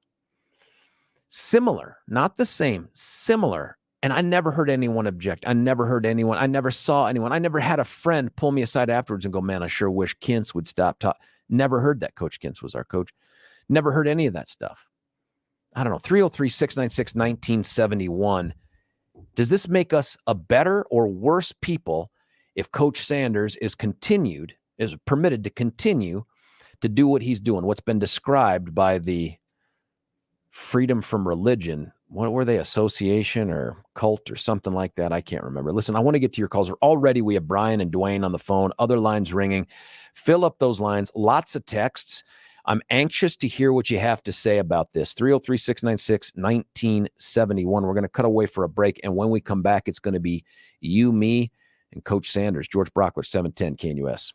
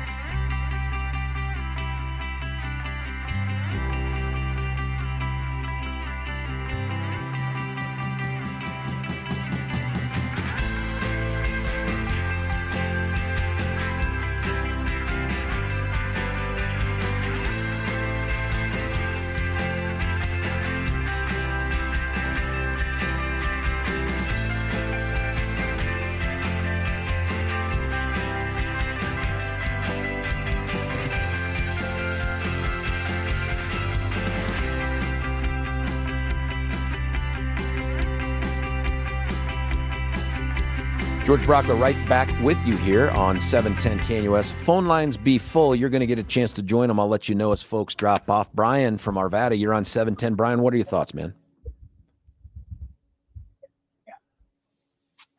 Hello, Brian. Are you in a traffic stop? What's the officer's name? What agency? I don't know. Brian, we can't hear you. I'm going to put you on hold. I'm not cutting you loose. And then we're going to go to Dwayne. Dwayne from Divide, what are your thoughts, sir? Good morning, sir. I'm glad to see that maybe for the first time our society is beginning to start putting more links of the chain together and getting our society back on a new track. What do you As mean far by that? as, When you listen to this story, what are you thinking? Well, Deion Sanders has always impressed me as a class act. The fact that he's a coach and you got people running to be with him, that also says a lot about a man and all for the guys who want to work for him. Dropping that kid because he was trash talking, I like that. Me too. No longer. I am so happy that we're not going to have little Billy had a heartbeat and he's going to have a scholarship to play football. I'm so glad to see these type of operations to where now it's like maybe we need to bring this little thing called character back into a man's life, especially young men. What's that young kid in Georgia that killed somebody drag racing? Yeah. And others. Okay, I mean, we can sit there and pick up the scabs. Let's pick up the good stuff for a change. I think you're right, Dwayne. I also think it's naive to think that somehow that focus on character development can be divorced from his faith. Those two things are intertwined, right? Like, so the idea that no, he can still do all the good stuff. He just has to separate out his overt expression of his faith and the prayers and doing team prayer. He's got to stop doing that, but he can work on the other things too. It's like, I don't think you can separate those two things. Mr. Sanders is Mr. Sanders, and God bless him. As far as FFRF, my suggestion is F him. Just plain and simple. Wait a minute. Are you F saying FUFFRF? That's like for furf. I mean, that's our new code word. Was it Freedom from Religion Foundation? Yeah. Yeah, that's what it is. That's yeah. So we go. Great. Now, we were up in Lakewood on Tuesday when it was nice and warm. Brought the Viper out. Yeah. And I got nearly carjacked. What, in Lakewood? Yeah, in Lakewood. That's my hometown, man. Well, I understand. Where were you? Where were you in Lakewood? I don't know. I was trying to get over to a rod shop. I was lost. And the Viper, of course, is so fuel efficient, but it's so much fun to drive. Mm-hmm. Anyway, so I was just putting gas in it. This kid ran up and said, "I'm taking your car." And I said, "Oh, okay." I said, "Here, let me open the door." And I'll show you how to start everything. And he looks at me and I said, "Well, you want to know how to start it, right?" I said, "They don't start like any other car." And he's sitting there giving me a lip and everything else. And I reached inside my vest and I put an M67. I pulled out the pin and dropped it in his lap. Huh? Yeah. Oh, it's a dud. I'm making a shifter for a car. So dude gets in your car. Buddy, I love this story. Did the police get involved? Please tell me there's a police report. No, because I sat there saying, by the time, from what I've heard, car theft, nothing, everything else. Oh, it is an expensive car. And then I have got to drive all the way from where I am to go back up to you guys. No, it wasn't worth it. But the scare in his face. Oh, buddy. Because as I dropped it into his lap, I looked at him and I said, "It's a 9-second fuse." I said, "I spent 3 seconds." I said, "Are you kind with God?" Because I said, "If you won't be, you've you're got 2 seconds." proselytizing, dude. You're trying to And get him to convert. I said, "I want you to know right now that I have stage 4 cancer, and that by doing this, my little guy will receive 5 times the insurance money." And then I closed the door on him, and I said, "Do you want to go?" And I opened the door, and I never saw anybody run so fast in my entire life. Dwayne, you might have brought him closer to having faith. I like the story. What I love, though, is your connection with the character stuff. Thank you for the call, Dwayne, to the faith piece. I just don't think you can separate those two things. That's silliness. Dwayne's line is open, 303-696-1971. I think Brian is back. Brian from Arvada, you're on 710. What do you think, Brian? Hey, George. Well, I'm a Christian, so that's where I sit. I'm a big Deion fan too. So I mean, we need freedom from the freedom from religion, pretty much group. That's where I stand. It's a joke. I mean, I've seen his shows. He's praying. He's bringing faith into it a little bit, but he's a good motivator. I think it's kind of ironic how CU, the PCCU, if this was a teacher praying and talking about, "Oh, I want my defensive linemen to have single mamas, but my quarterbacks to have a 2-parent family," oh, they'd be fired in a minute. But since we need money for the football program, we'll take a chance on Deion saying all these things unorthodox, which is kind of hypocrisy from CU. You but bring up in a really way. good point, Brian, and it's something that Billy and I had just touched upon before we went live, and that is, does the leeway that he gets, the cover he gets from the university, is that tied to what he's bringing to the institution? So, for instance, if this same complaint is made 2 years from now and they've only won one game, do you think the response is different? Oh yeah, if he doesn't win, he's gone. That's the only reason they're bringing him on, is to win. That's why they're going to put up and tolerate with all this stuff, is because the money he's going to generate, just the attention. And then I think he's going to bring a winning program because he's a winner. I do too. Not that they're going to win a national championship, but they're going to be better than 111. And he does things differently than anybody else. So they're going to take a chance on him as long as he wins and brings in money, which is the hypocrisy of CU. Because if this was a teacher, they'd be gone in a minute. Even though they can have people talk about little Nazis and whatever years ago. Do you think he should be allowed to do this? Do you think that the Constitution supports him doing what he's been accused of so far? Of course, because I'm a Christian. Like praying, give me a break. Ronald Reagan said, as long as there's tests in schools, there'll be prayer. And he said it tongue in cheek, but it's the truth. And my second point is, you know what? The GOP went 1 for 11 last year in Colorado. We may have gone over 12. Maybe we need to bring somebody in like Deion, shaking things up, doing things unorthodox, and get results. Hey, maybe let's take a chance on someone else like CU did, and step out of the box, Brian. Only because like we're Casper, here, and I don't want to shift gears. Well, let me ask you about that. I know. I don't want to shift gears entirely. But Brian, hang on. Let me ask, because I want to ask related to that. If CU's willing to do it, why can't the GOP? Out of the and we're desperate. Out of the 6 that are running, do you see Casper as that kind of charismatic, motivational, primetime type leader? More than anybody else on that panel, for sure. I think that's a very and fair he's a person answer. of color. I think it's fair that I don't know the person of color matters, other than for the outreach, but I don't know otherwise that it matters. Well, that's what we're lacking, George. We're lacking message, outreach, ground game. He's talking about it. Allen, I might go for. But everyone else is just the same old, and we're going to get the same result. But I'm saying, take a chance on someone else like CU did, because they're desperate and they're doing something they wouldn't normally do.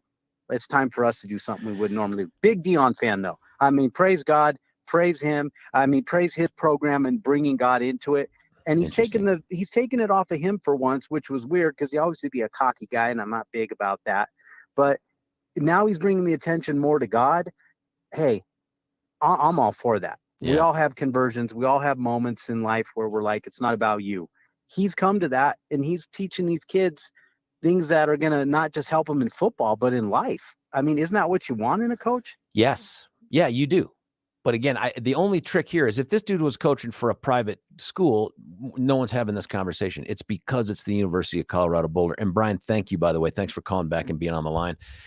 Brian always raises some interesting points. 303-696-1971 is our number. Brian's line is now open. Fill that. And I guess that's an interesting question. They're tolerating this because of who he is and because he's the head coach of a program that's struggling, that wants to win. And so far, in just a couple months, man, this dude has brought so much positive attention and such a great recruiting class. Is that why they're not going hard on him on this? I mean, is that why, or is it something else? I mean, if it's not Deion Sanders, if it's name a coach in the last 10 years, do they tolerate this? 303-696-1971. Derek, it says you're from Miami, but methinks you may have relocated. I want to briefly discuss, if I could, the pressing issue in America where people are waking up in the morning and falling over because their head weighs too much and they aren't ready for it first thing in the morning. Go ahead. This sounds like Sebastian Gorka. Is this you, Seb? No, I'm kidding. It cost me $1,000 to get my hair cut, and I get it done by an industrial landscaper. Tell me People about. Say to me, I mean, Derek, is it hard to get aroused with so much blood flowing to your head and face? Yeah, Derek, what are your thoughts on the Deion Sanders thing? There are so many people in America who can't fit into these standard sizes, and it is, quite frankly, an abomination that they don't make larger sizes. I'm not sure. Is that a reference to Deion Sanders, or have you just run amok from what you told Billy you wanted to talk about? I fall over every morning when I wake up, sir. Frankly, I don't know if that's Sebastian Gorka. He kind of has that accent. I wanted to know which part of Miami he was from, because I think that must be where Sebastian Gorka is from. 303-696-1971. Some of the texts that have come in here, someone has said freedom of, not from. Yeah, I get that. But there is also the establishment clause, which makes it clear that the government won't establish a religion. And my presumption is that all the cases that have gotten us to this point where we're at are saying that, yes, there are things government can do to de facto establish a religion, or the fact that there's religion. You don't have to be religious at all. I mean, it's up, you're going to hell. It's up to you. I'm not here to tell you you're wrong. I mean, that God's going to do that, but I'm just kidding with you. Here's one. George, the last openly Christian coach CU had, took them to a national championship, I believe. That's true, man. We had Coach Mack. There's another guy. Remember, he did the fathers thing. I'm going to forget the name of it. It was cool. I went to one of those events up at Folsom. Promise Keepers. This dude was, you're right, was as overtly Christian as any coach in the NCAA, and he did take them to a national championship. But here's the question. Should it matter? What if he never took them to a national championship? Is that, somebody texted in off the tubes, man. The tube text, was that Gorka? Could have been. It could have been just one of those, you know how sometimes you have the answering machine app, or someone calls in the spam and it keeps them on the phone by just saying all this other crazy stuff. I don't know. That could have been it. But Derek from Miami, we ought to write that number down. But nonetheless, does it matter if they're going to win a national championship? Last time the Buffs were worth a crap, Coach Mack was there praying with, yep, I agree. Does that matter? It matters to me in this way. I don't think they can be a successful program without all of the Deion Sanders motivation, the hype, and the character building as well. Now, I agree with Brian. It's not like they're going to win a national championship this year, but I got to say, those players will think they can win a national championship. And how far that takes them, I don't know, but that is invaluable. Here's another one. Just more proof the left ruins everything it touches. I'm not overly religious, but the left is so lame. And true. Our buddy Alexa, can you remind me what the player, staff, and fans were doing in the Cincinnati football stadium when CPR was being performed on Damar Hamlin? That's interesting.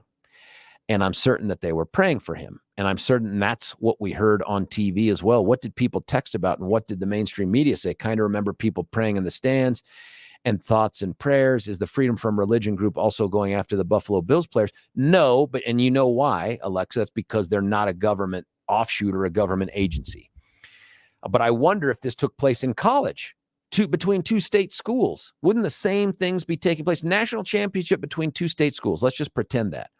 And a player goes down like Hamlin under the same circumstances. I wonder if the Freedom from Religion folks, the FUFFFRF group, would dash off the same letter, the same spiteful letter. Good morning, George. My thoughts on Deion Sanders opening his morning with a prayer, going to the field with his team before they go do a prayer is awesome. And these people don't realize, what these people don't realize is that people do so much better with Christ in their life. What's a little prayer? Okay, to get you through the day. They need to think about that and quit being so evil. If they don't want to have Christ in their life, that's their choice. We still right now have freedom of choice. Have a great day. There's a lot about that text I agree with, but I'm not sure that gets me over the hump of having a concern that this is a government employee performing a government job. I realize it's head coach of a football team, and even though it's molding these players and character and all this and rights and values, principles, all these other things, obligations, that he is still invoking a specific faith, right? Like, this isn't just some generic prayer to some amorphous, all-knowing God. This is specific. This is a Christian God. And maybe that's the question, right? Like, what if it's not Deion Sanders? No, I'll take that away. What if it is Deion Sanders and he brings all the success and the mythology and the heraldry and the victory and every other word that ends in E or Y. But at the same time, dude's not Christian. He's Muslim. And instead, he's pulling out the prayer blanket. And whenever he's supposed to do it, he's giving prayers throughout the day. And he's encouraging his staff to give prayers to Allah or Muhammad. Man, think about that. What do you think about that? How would you feel right now? Just gut check. And I hope you'll share it with me at 303-696-1971 or you'll do it in the text. Gut check here. What would your reaction be if you heard that Deion Sanders was up there doing Muslim prayers to these kids and encouraging the team to engage in prayers? Remember the one that the FFRFFU folks had put on there? Let me read that to you. And I want you to instead substitute Allah or Muhammad for this. Lord, we thank you for this day. Father, for this opportunity as a group. Father, we thank you for the movement that God has put us in place to be in charge of. We thank you for each player here, each coach, each family. In Jesus' name we pray. Amen. What if it's in Allah's name or in Muhammad's name? How would you feel about that? Honest to God, because I'm not sure I'd have the same opinion. Even if the dude was trying to build character in these kids, I think I'd probably be inclined to say, whoa, dude, don't roll your Muslim faith out to my boy. Don't roll your Muslim faith out to these young men. I think I would have that opinion.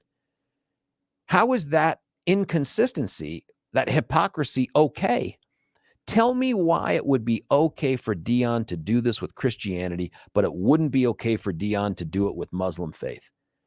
Explain that to me. And if you can't, does it change your opinion on this?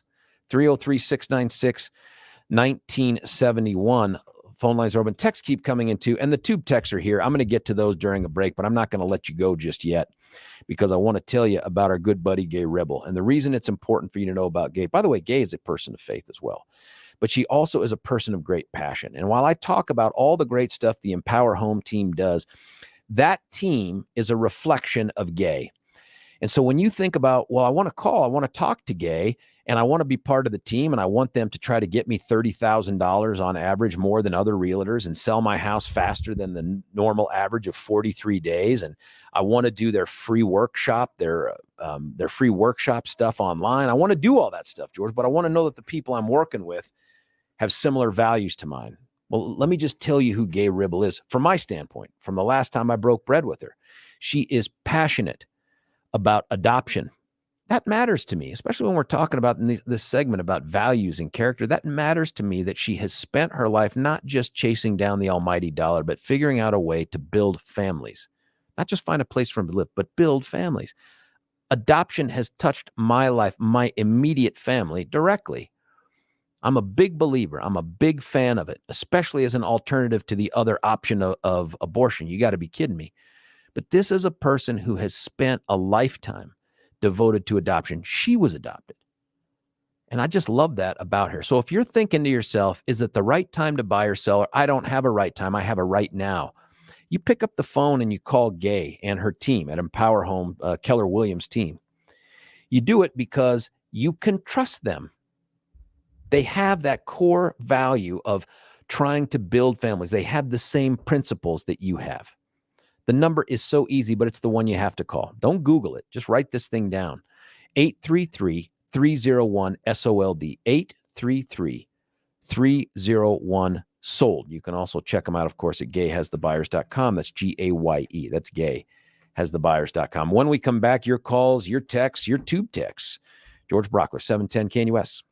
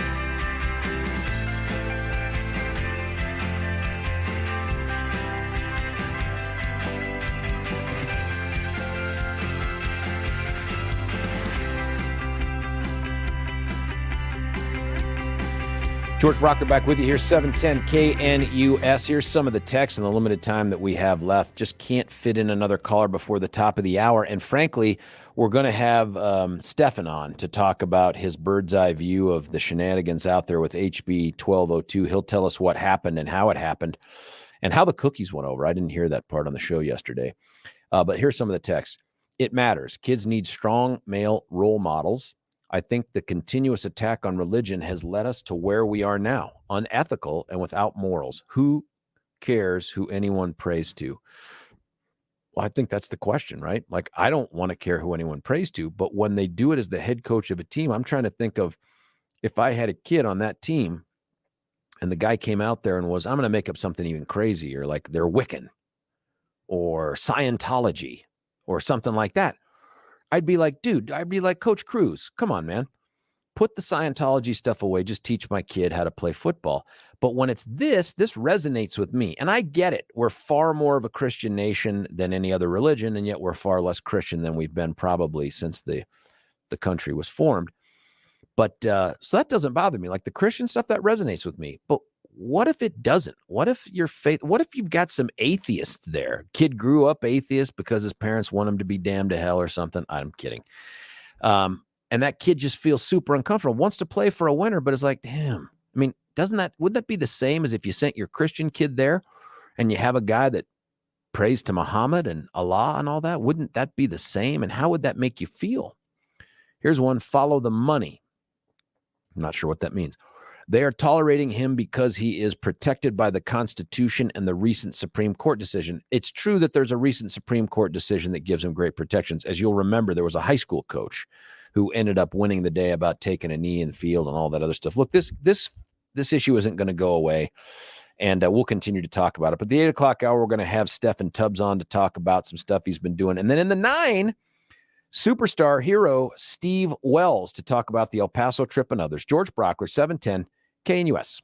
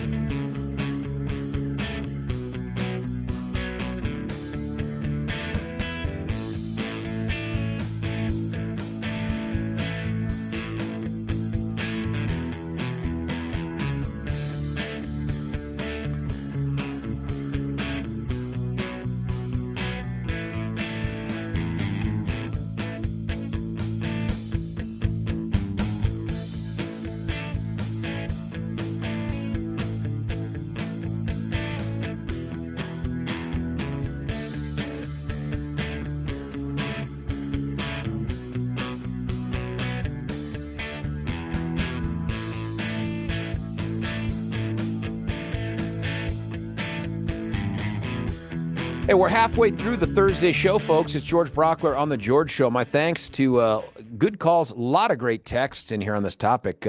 Before we shift gears here to our VIP guest, just to let you know, Tim on the tube texts had a good point. He said if they tried to keep him from doing his Muslim prayers to all these kids, the claim would be Islamophobia. I think that's true, too. There is definitely a double standard there.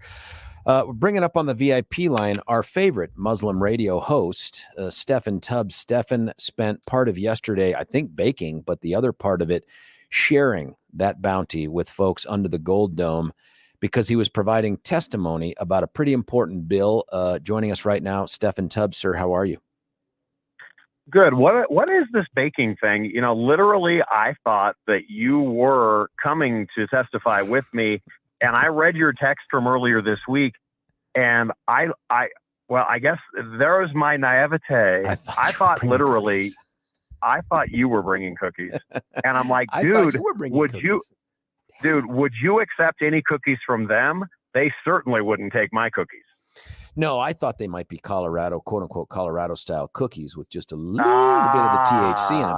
But you went out yesterday to testify on House Bill 1202. Now, first off, every bill that gets testimony takes place in the afternoon. They tell you to be there at 1:30, and they have no intention of putting on anyone at 1:30.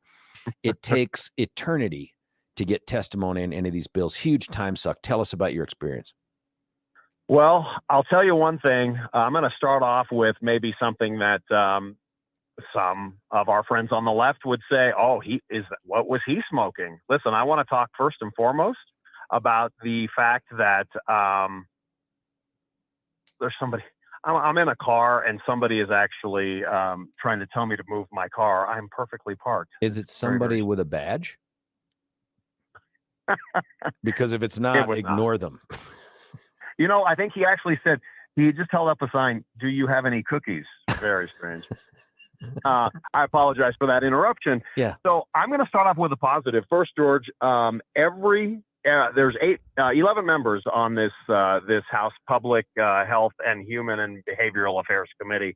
11 of them, 8 of them are Democrat, and 10 of the 11 are women. And I want to just thank them publicly on your show. I certainly did last night on mine, that I was treated with respect. There was no snarky looks. There was no, how shall I say? There was no, nobody was filing their nails or texting, during my 3 minutes. But I got there. I presume that means, Steffan, they didn't recognize you. 100%. But here's the deal. Listen, it gets back to your point, and there were 60 people that signed up to testify. Oh, that's good. And I learned that I was 19th to sign up. But as you're well aware, that does not necessarily mean I'm 19th in line. Nope. I mean, and the way, at least the pace that they started. This thing, I would not have been surprised if it went to 2 a.m. this morning, the way it was started. So get there. There were the first 5. So they did it by panels of 5. Mm-hmm. And so you'd come up there, and the first panel of 5 was, of course, those proponents of the so-called supervised injection site or overdose prevention center bill. Accessory to a crime site, but go on. Yeah. Yeah, correct. Of course, we knew they would start. And then, of course, we knew that Colorado's leading, I'm very sarcastic here, Colorado's leading public health expert is white lab coat lady, Lisa What's-Her-Face, operator of the Harm Reduction Action Center at 8th and Lincoln. Yeah. This woman, the hubris shown by her yesterday, it was almost like even if you were like totally with her, you had to be A, embarrassed for her, and B, feeling sorry for her, and C, wondering what the hell kind of brownies she may have eaten before her testimony. This woman is one of the most arrogant public officials, if you will, that I've come across in Colorado in a long, long time. So she is up there and she's talking about the awards that this place has won. She's talking about how this is so much better for the public health, that these people, although, and she didn't say this, but this is the inference is all Republicans want anyone with addiction to simply drop dead, so it is no longer a problem to this society.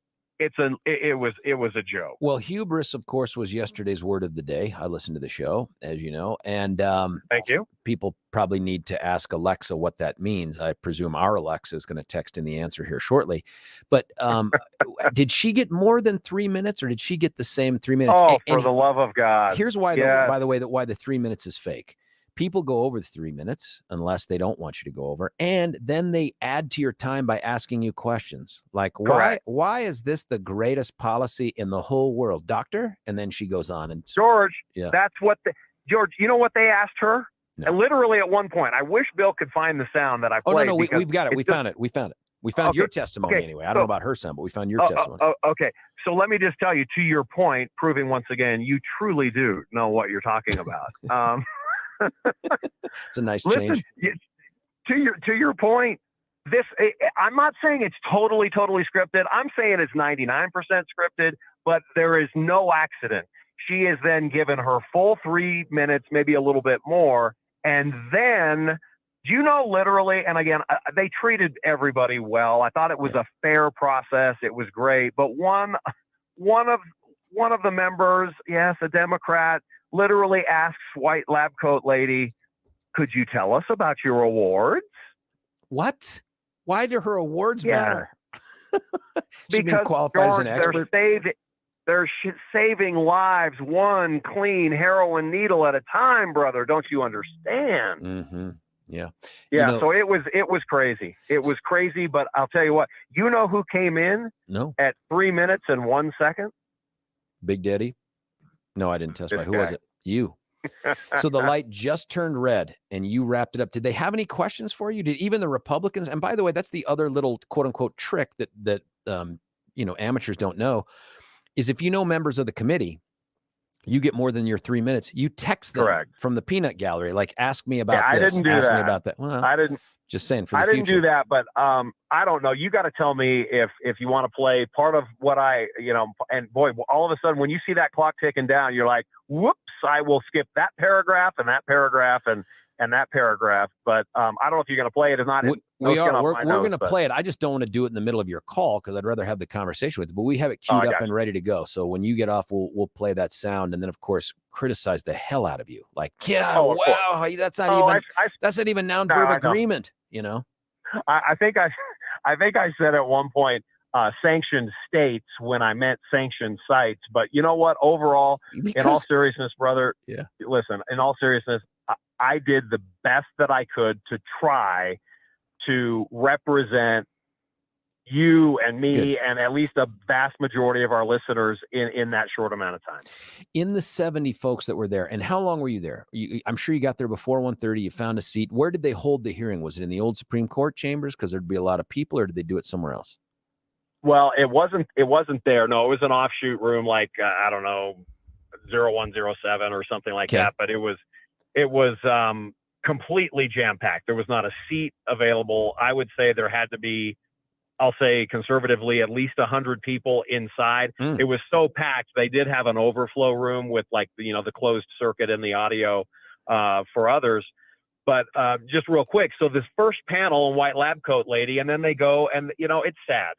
It's sad. There are addicts and those in recovery walking among us, and I am very compassionate because it's hit my home like so many hundreds of millions of other homes in this country. But they tell you, and I mean this with respect, believe it or not, they tell you the sob stories, and I know it's a sad story. And then it's tell us about your awards. What is your favorite color? Anyway, so she got a lot of time. Yeah, of course she did. She got a lot of time, and it was again the over drama of just you don't have to look too far. If this woman is great, you just have to ask her, and she'll confirm it. So then they do the second panel. Sounds delightful. And George, I'm thinking there are 60 people. That first panel, after, of course, your first 45 minutes, it didn't start at 1. It started at about 2:15. That sounds right. Right. So I'm thinking, this is going to go forever. And I'm like, dear Lord, please, I'd love to be able to testify and then come back and at least do part of my program last night. And so thankfully, I was on the second panel, Oh, and look the at second you. panel was the second panel was 5 people of opponents, including the former U.S. attorney here in Colorado. There was a Dunn? retired. Dunn was on there, Jason? Yes. Yep. Jason Dunn. He was to my right. To my left was retired Air Force Major General Jack Briggs, who runs the rescue mission in El Paso County now, down in Colorado Springs. Wow. There was another gentleman, and then somebody high-ranking cop with Commerce City PD. And so we went through, and then, but was interesting, apparently, because I couldn't see behind me, and I wasn't scoping out the audience. After the first 5 panelists, including White Lab Coat Lady, I guess at least a third of the room or so cleared out because they had heard, and then, you know, it was always full because then if there was a chair open, somebody from the overflow room came in.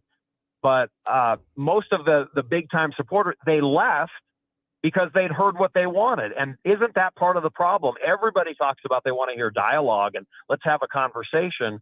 Well, no, White Lab Coat Lady talks about all the awards and how great and how basically anybody that doesn't support them wants opioid addicted individuals dead.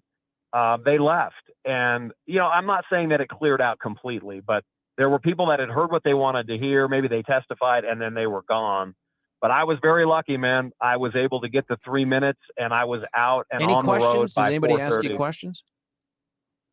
So I decided to answer. I think I probably stirred the pot a little bit because nobody to that point, and now we're like in an hour into this panel or the witness testimony, nobody had used the E word yet. And certainly, for friends, you listening, you've used it. George, you've used it. What do these Euthanasia? safe injection site places? Well, no, not that bad. Okay. But it's the word enable. So one of the Democrats, and she was very sweet, but one of the committee members, a Democrat, had said, you know, I don't understand. You know, a lot of the critics say that this is incentivizing and da da da. And I'm like, you know, I'm thinking they're sitting there, lady, incentivizing. I mean, my God, they're what we saw in Vancouver. They might as well have had their plate of cookies. They had Steely Dan playing over the loudspeaker as people are shooting up and passing out and snorting this and rolling that. And so I took a stab at that because she said it was for the panel. And, you know, it's kind of like one of those, the guy on the left is looking at you and you're looking at him. And I said, I'll go. I said, ma'am, I think I might have called her madam, and I apologize. Hello. I said, you know, I don't know if it's so much incentivizing, but what it is the word that triggers everyone. And that is, this enables you. And I said this on the show last night, you would not have an alcoholic in your family, George, and hope that they stop drinking.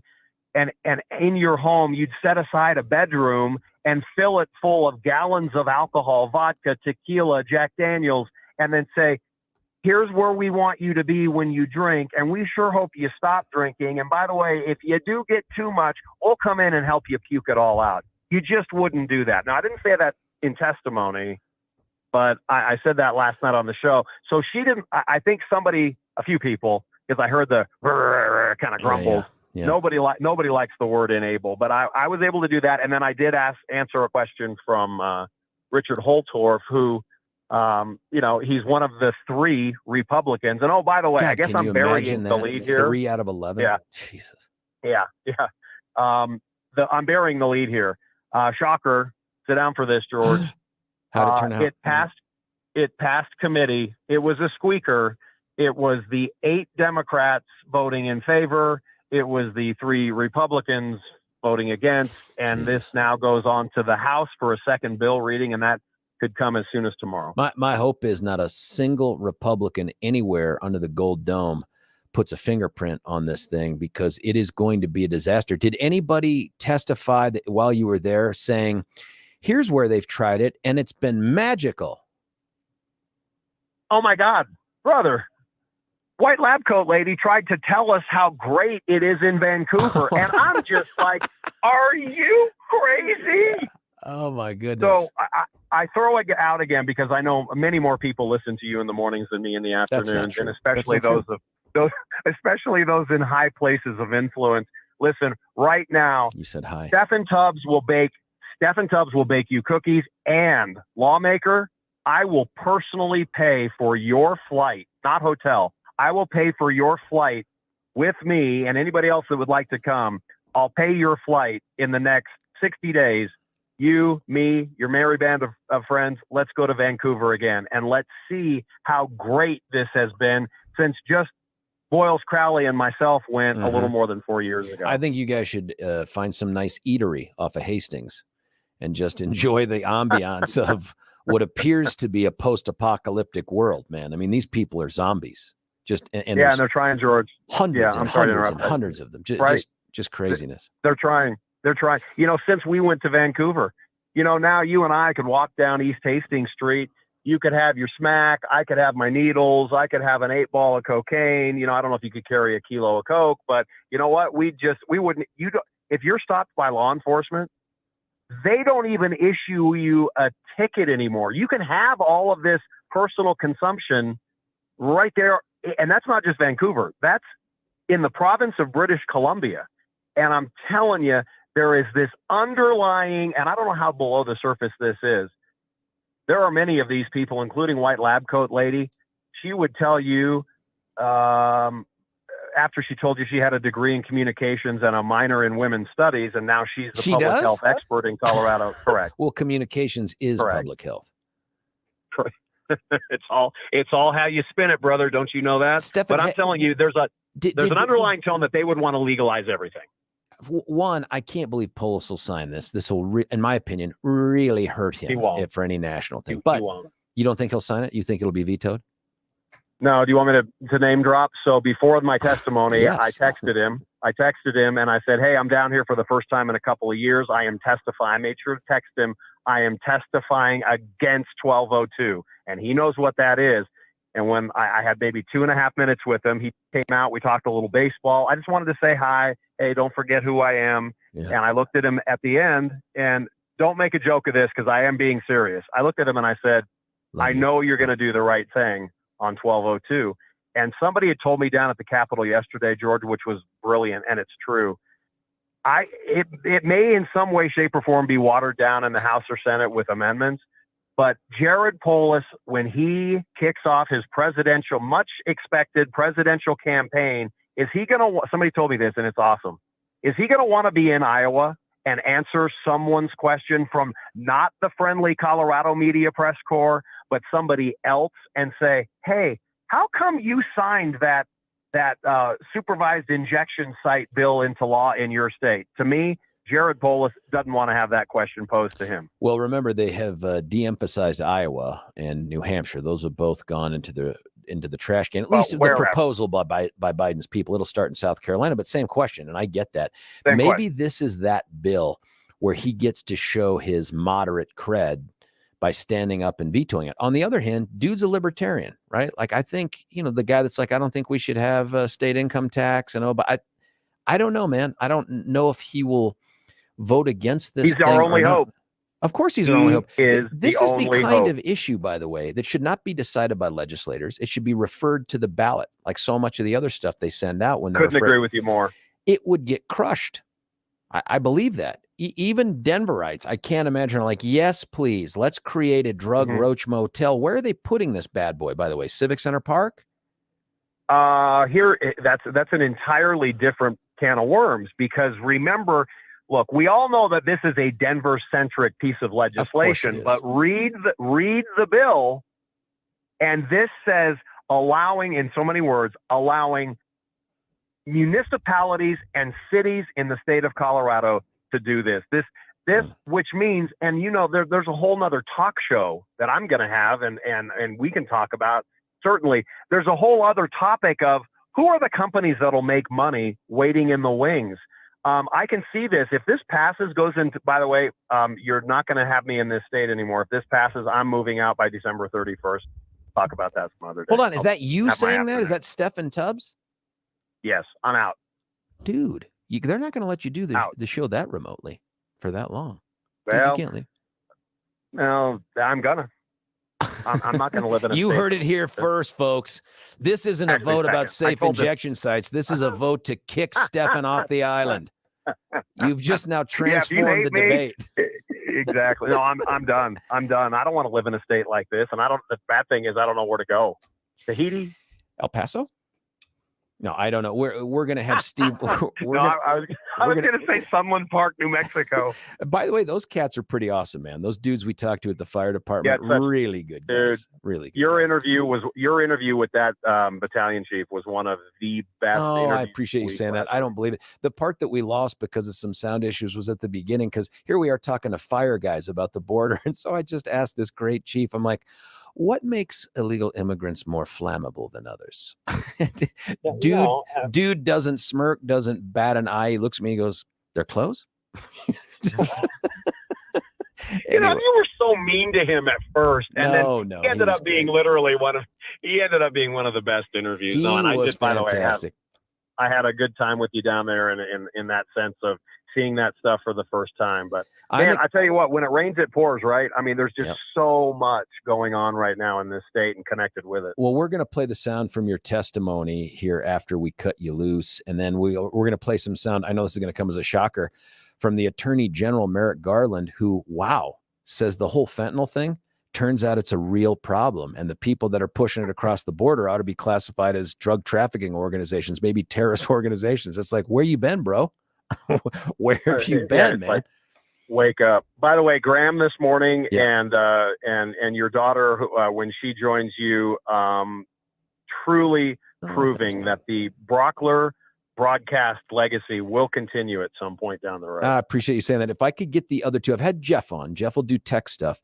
Trey, even when I force him on the phone, it's one word. You know what I mean? Like the one where it's his birthday. And I'm just like, and I'm getting emotional. And I'm like, I just want to tell you how proud I am of you and I love you. And there's dead silence. And he just comes back with, thanks.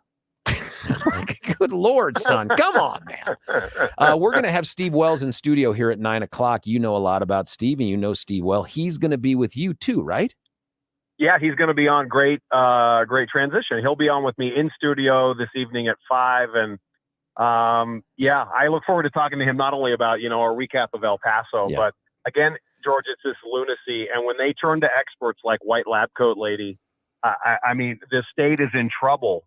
We all know that, but it perpetuates, tell us about your awards. We've got to keep speaking up. And I know that at the end of the day, my 3 minutes yesterday won't mean a hill of beans, but at least, what, we got to go down kicking and screaming. Several hills, by the way. But the other thing about Steve that I appreciate is here's a guy that has so many other options of where to live, how to live, what to do with the money that he's earned. He could do all that stuff. And this dude has drawn a line in the sand and said, nope, I'm here to fight for my state. I'm here to fight for Colorado. Who doesn't love that, man? I mean, this guy isn't out there shopping for a major league franchise to own. He's out there spending money to say, I want to save my state. I love that. And he's better than me, brother. He's obviously put his money where his mouth is, and he's in it, and he's dug his heels in. I'm telling you, if 1202 passes, I'm out. Oh, man. You've heard it here first. Steffan, thanks. Get back to bed. We'll talk to you later today. Bye-bye. See you, man. Hey, that's Steffan Tubbs. You can hear him from 4 to 7 every day, Monday through Friday. And he also does a lot of stuff on social media too. But before his show is, of course, Deb Flora. She's on from 3 to 4. Got to listen to that show as well. Listen, we've gone long because, of course, we're talking to a guy who was right there at ground zero in the fight to keep the safe injection site thing from becoming state law. Not sure it's going to win. I mean, his argument, but dang, man. Anyway, listen, we'll play some of Steffan's sound when we come back. It's George Brockner on The George Show, 710 KNUS.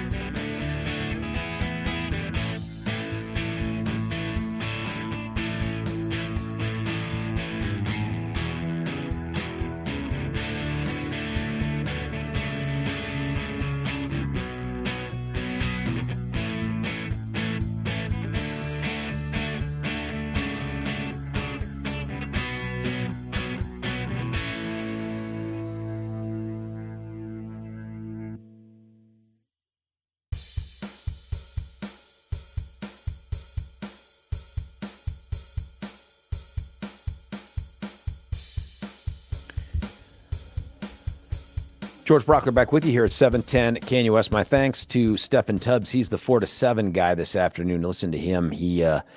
I know he did some of the discussion of his testimony in 1202, which passed through the House, whatever that committee is, Health Committee, 8-3. That sounds like a party line vote to me, onto the floor of the House. I'm sure there'll be readings, first, second, third, 800 readings after it goes through appropriations. But we've got some live testimony here from Steffan. Now, if you remember, when you go to testify at the Capitol, short of them asking you all the feel-good questions that apparently Lab Coat Lady got, like, tell us about your awards, which I've never heard before. That sounds like one of the most ridiculous things ever. Like, what makes you the best in the world? I mean, that's just silliness. But nonetheless, Steffan didn't get those questions. Although I think if they had asked him that, his testimony would still be exactly the same length. But we've got the sound from Steffan's testimony. This is yesterday, House Bill 1202, the safe injection site bill. This is Steffan Tubbs. Madam Chair, members of the committee, it's interesting today, March 1st, is known as Self-Injury Awareness Day. Members, what are we doing to this state? A saving grace, Governor Jared Polis sees through the ridiculousness of this sickening proposal. His office issued us a statement at my employer, 710 KNUS, just a week ago today. In part, the governor, quote, would be deeply concerned with any approach that would contribute to more drug use and lawlessness. There is a high probability few of you have seen these places in action, maybe except for here locally. What you'll see almost defies description. Zombieland. Is it sad, members? Yes, it is.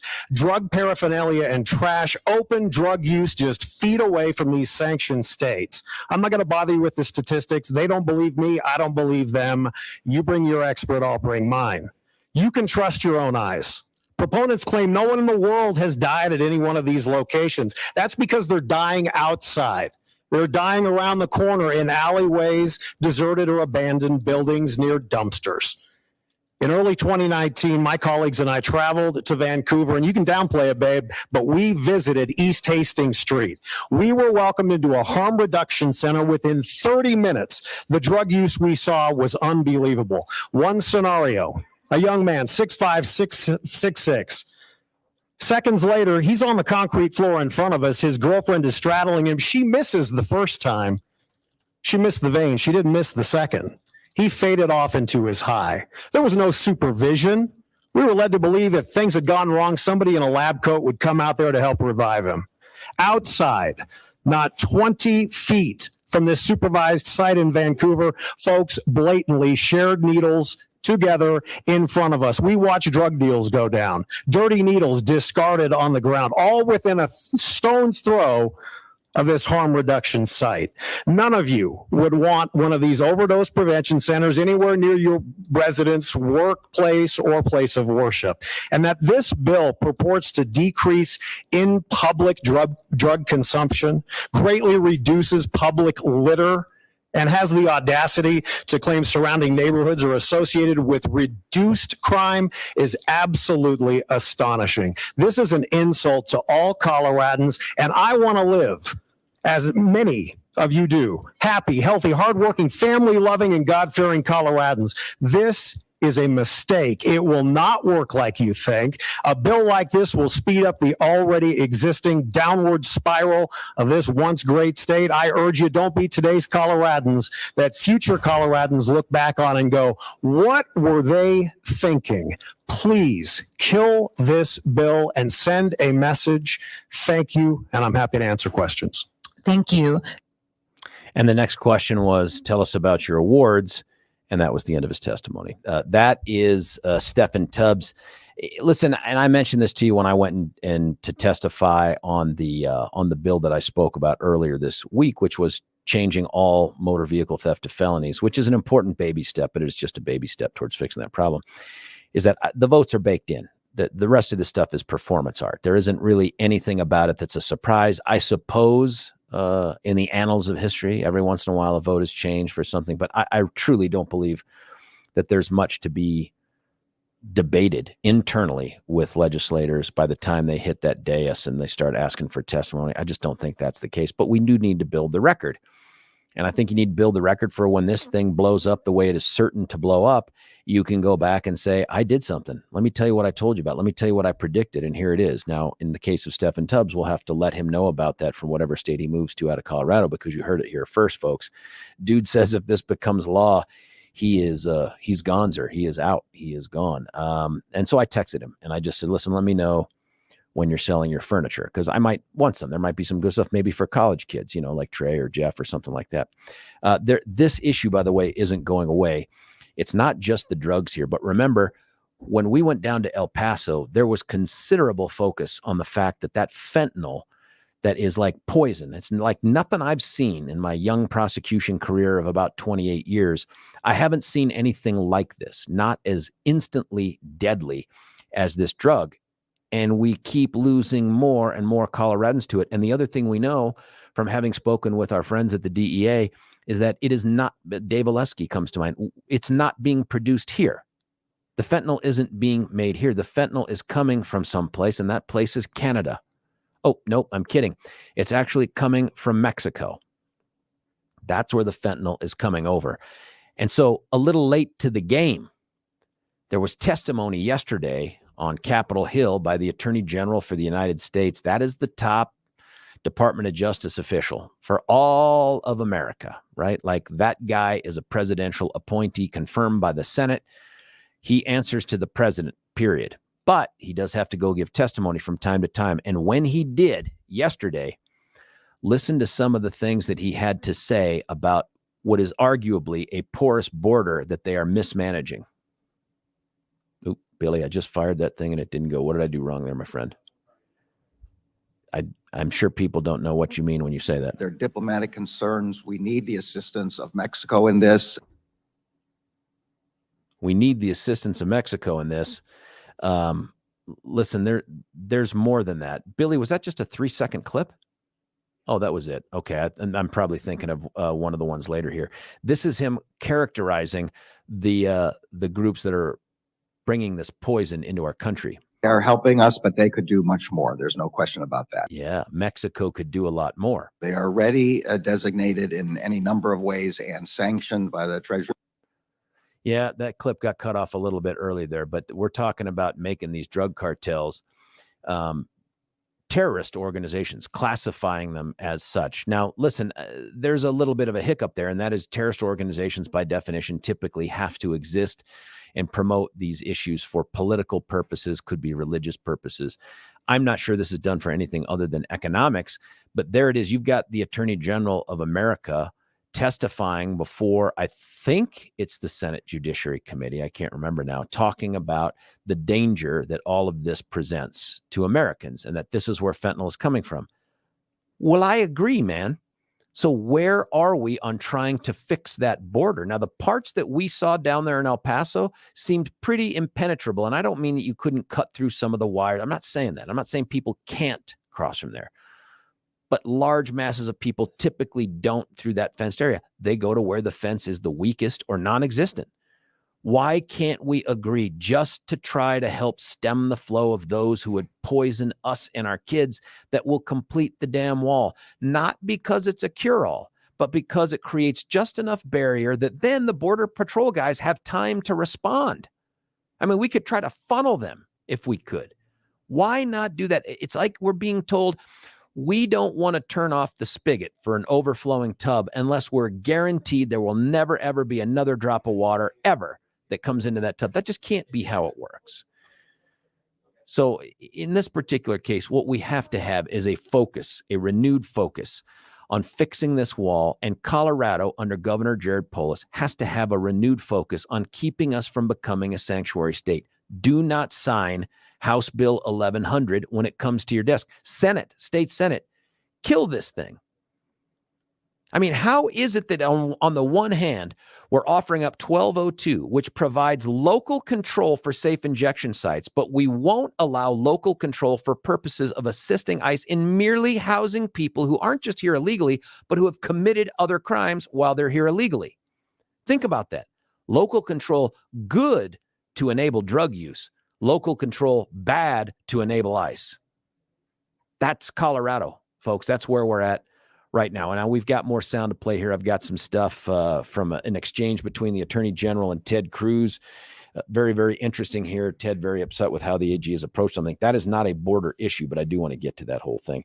Before I cut away for a break, though, I want to tell you about one way to make your house look marvelous and without busting the bank.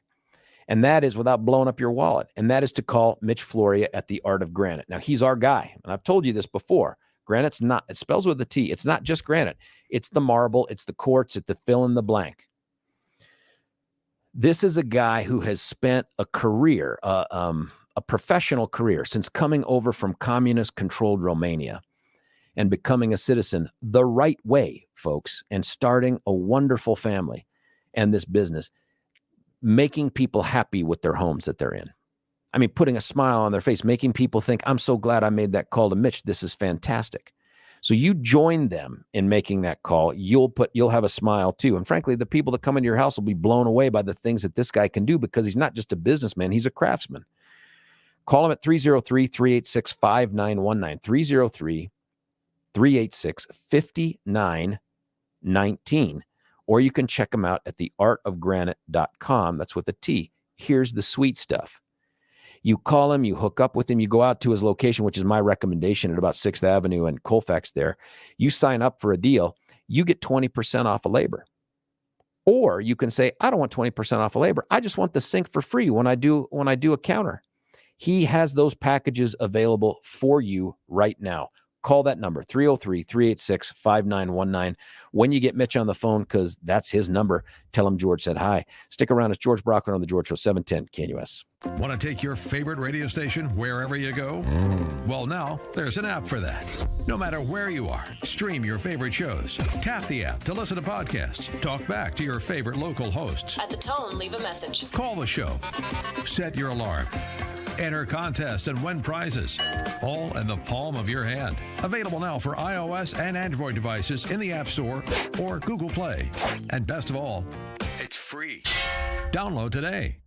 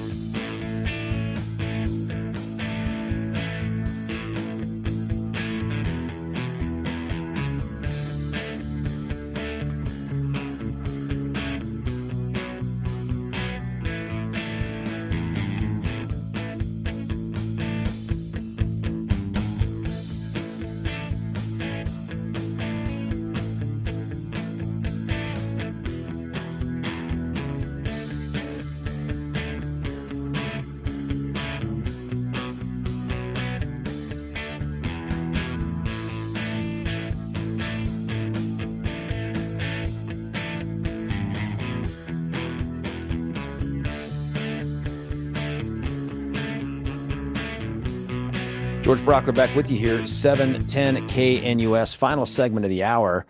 And then at the top of the 9, we're going to have in studio Steve Wells. He is the man behind the effort here to try to get Colorado to change directions away from being a sanctuary state. And I don't know what more the guy can do. Great first steps here, trying to make a big difference with the governor. I just don't know if he cares. Honest to goodness, I don't think he believes in the sanctuary state thing. I just don't know if he cares. And he might be worried about getting hit on the left, especially if he's looking to launch a presidential campaign. I just don't know. But this is just bad business at every level. There's no positives with permitting sort of this wanton illegal immigration. I mean, what 5,100 people largely from Venezuela over 2 months. Now we're being told, of course, they want to go somewhere else.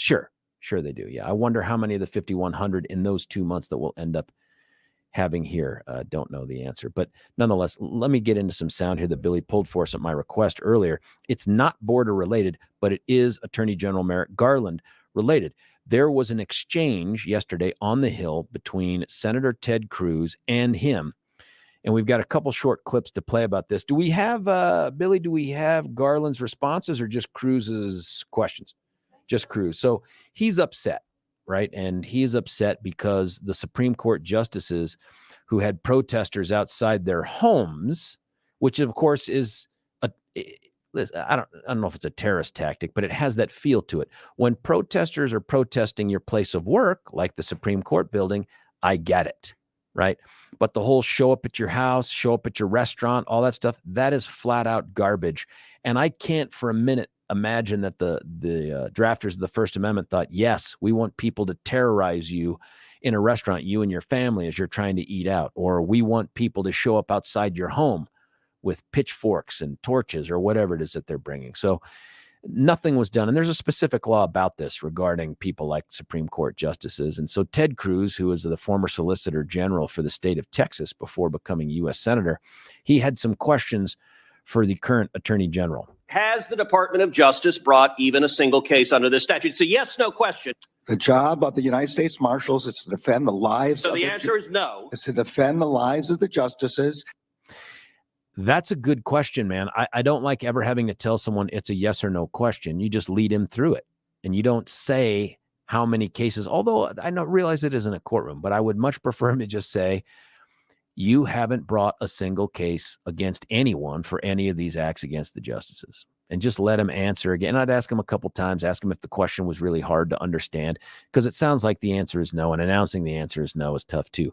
But wait, there's more. Why are you unwilling to say no? The answer is no. You know it's no. I know it's no. Everyone in this hearing room knows it's no. You're not willing to answer a question. Have you brought a case under this statute? Yes or no? As far as I know, we haven't. Okay, he gets him there, right? As far as I know, we haven't.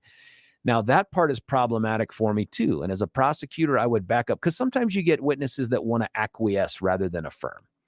And so they'll say things, give them a wiggle room, like, well, I suppose, or if that's what it says in the report, step away from the podium and say, no, sir, not I suppose, not I guess, not it's in the report. You need to answer. Either you agree or disagree. What's your answer? That kind of thing. And then finally, here's another exchange. How do you decide which statutes you enforce and which ones you don't? The marshals on scene make that determination in light of the priority of defense. The marshals do not make a determination over whether to prosecute. That is true. So when he tries to put it off, and the only problem is I wish he would let him finish his answer, because I wanted to see if there was more in there. But he's absolutely right. Police don't decide who gets charged. Sheriffs, state troop, they don't decide who gets charged and prosecuted. They may bring a request for charges, especially at the felony level, but the ultimate decision is made by prosecutors. At the local level, it might be a city attorney. It's a state level district attorney. And at the federal level, it's U.S. attorneys. And so Ted Cruz's point is well made, which is you've brought no cases against anybody that's a violation of this statute when it appears on its face that these are all violations. It's one thing to say, hey, I reviewed them all. I decided in the interest of justice. But this kind of weaselly, hey, it was the marshals. If the marshals don't do it, then I can't. That is nonsense. And you know that it's nonsense. That's why we have grand juries, because they do extra investigative things that sometimes law enforcement don't or can't get done. It's an interesting, tense exchange. I would love it if Ted could keep his composure, but I understand that some of this was probably performative. Some of this was an attempt to get the kind of coverage that he's gotten for this right here. But in terms of an important examination, I'm starting to think that really much of the hearings are like our hearings here for bills that Steffan just went to. Like, we already know all the answers. We're just trying to coerce these government officials into giving the truth. And it sounds like they probably spend a lot of time with their comms people figuring out a way to not have to answer the truth, to give the answers that they want to, almost like that they're politicians. I don't know. Listen, that's it for this segment. My thanks to Steffan Tubbs for coming on, especially getting up before noon. That's a huge one. And talking to us about trying to put the cookie thing on me, which is just utter garbage. It was always going to be Steffan. I was never bringing cookies. I'm not a baker. I can do a few things on the stove. I'm not a baker. It was always going to be Steffan. But we're going to have Steve Wells on. I'm looking forward to this interview. If you have questions for Steve, and I didn't tell him I was going to do this, text in your questions for Steve Wells, either on the tube text on YouTube or on the regular app or the website, and I will run them by him. Stick around. It's George Brockler on The George Show. You're listening to 710 KNUS.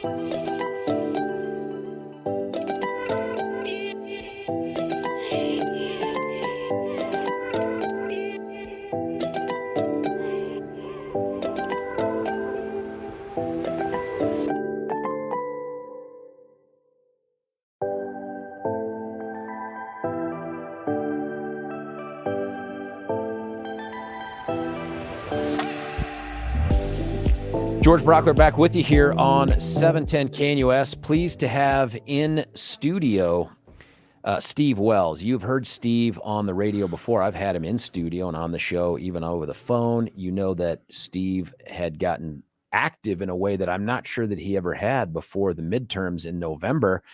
And now, maybe in spite of or in light of what took place in November, decided I'm going to push into this thing. I'm going to lean into trying to save the state of Colorado, and has gotten really big into, and we're just adjusting some of the cameras here on the YouTube. If you're not on there, check it out so that you can actually see Steve. I don't know if we told you, Steve, that you were going to be on camera. You might have done something more with your hair. I don't know. Oh, hang on here. I would have. Would you? I would have. Some kind of afro of sorts, or a bouffant, something? Maybe a change of color. I would have loved to have seen like the purple stripes and stuff. Yeah. That would look something awesome. Thanks for joining us, man. Hey, thanks for having me here. Appreciate it. Now, you are kind of the man behind this great effort that we had last week to go down to El Paso. And I know that you were monitoring that too, because I got some texts from you. I know Tammy had reached out as well. And we got to hear some good feedback from this. What were your thoughts of it? What were any revelations that you got from last week? You know, most of that stuff I knew, probably not to the extent that you guys went through it. But George, it was important to me that people hear this for more than a 2-minute clip on TV. I wanted people to hear this and listen to it from people that were there live. That was huge what you guys did. It was amazing. Got a lot of phone calls from folks that said, hey, you know, a lot of that stuff I didn't know. I didn't know it either. I mean, like, I'm glad I went, if only to just go down and sort of experience it, independent of, we had some phenomenal interviews. I mean, the former chief of the border patrol down there, a guy named Victor Manjares, that dude was all world. The things he was telling me on and off air, I'm like, what are you talking about? That system is broken with a capital B. Well, you know, I'm that person. I'm not so sure it's broken. I'm not so sure this isn't just all planned. This doesn't have to happen like this, and we all know that. I think that there's some truth to that too, because what we found was with these forms, and I can't remember the form now, but it's this border control form 1, and all the guys that we ran into had it, have just declared that certain people from certain countries, if they come up, and I don't know how we ever prove that. Dude shows up after claiming to be on foot and car for 5 months and says, hi, I'm from Venezuela. We've earmarked them as special status, for sanctuary status, and for asylum status, and refugee status. And they come in and they say it. I don't know what background checks we can possibly do. They don't have our information, and they give them these forms and welcome to America. Exactly. You know, the thing that I find interesting is that you're right. They can't find out who they are. I mean, I don't know how you would even go about doing that. And when they come here with no paperwork, I don't know how you would, I just don't know how that would ever happen. So you have to take them at their word. And you know that, and some of these are probably pretty good people. And I do believe that, but there's a lot of them that are not. And I think there's where your shows did the most for me, was about the drug smuggling and the human trafficking. That's the things that really need to be focused on. And I'm going to share a really quick story. When I was a kid, about 6, my dad farmed and we had beet fields. Well, there was this Hispanic family that came every year with their kids and worked in the beets and then went back to Mexico. Well, I look forward to them every year because you've seen where I live. You don't have many kids to play with where I live. Right. So every year I look forward to them. So when I was about 16 or 17, maybe, my dad had rented the farms and we were doing something different. But I remember the guys, that family, the guy's dad showed up at the door, and I remembered him, and he was smiling. And he had this little American flag, and my dad went to the door and he came in and he said, you know, he said, I want to thank you for all the years I worked for you guys. He said, I got papers to become a citizen. Now I can do more for my children. And, you know, George, at the time, I just thought, you know, good for him. And I was happy about it. But now I look back on that. That's the way things were supposed to be. And you go from that to this. This man wanted to get his family here the right way and do the paperwork and do the stuff. And now you have a system that's so broken, you can't get people here if you want to. Yeah, listen, when people hear you talk about this, and we're talking with Steve Wells, I guess I want to go back to the beginning of this.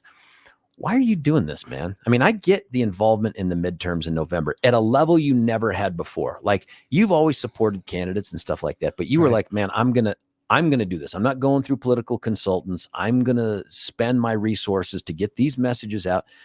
Why then after November say, I'm doubling down, man. I'm going to do something here in this area. Why? This is my home. And I think one of the things that people need to understand, they need to take what's going on a personal level, not on a Republican, Democrat, or independent level, on a personal level. When you have people get killed with fentanyl, it's personal. When your car's stolen, it's personal. When your taxes go up, it's personal. When you sit with your family at night and say, hey, we may have to move out of Colorado because inflation's too high, it's personal, George. And people are leaving their home and families and friends and moving out of the state. And the people we're losing are the good folks. And so I sit back and I watch this. I'm a little disappointed in myself. I should have been doing more 20 years ago. But what's happened, and I see all this stuff going, I'm watching my state go down the toilet. And it doesn't have to happen like that. You know, I told a friend of mine on the way here today, you know, the left is always worried about things, inventing things and having things that aren't racist. Well, they have one now. They have fentanyl. It indiscriminately kills everybody. Yeah, that's true. And I don't know the numbers now. I've heard 8, maybe you know. How many people in Colorado die a day?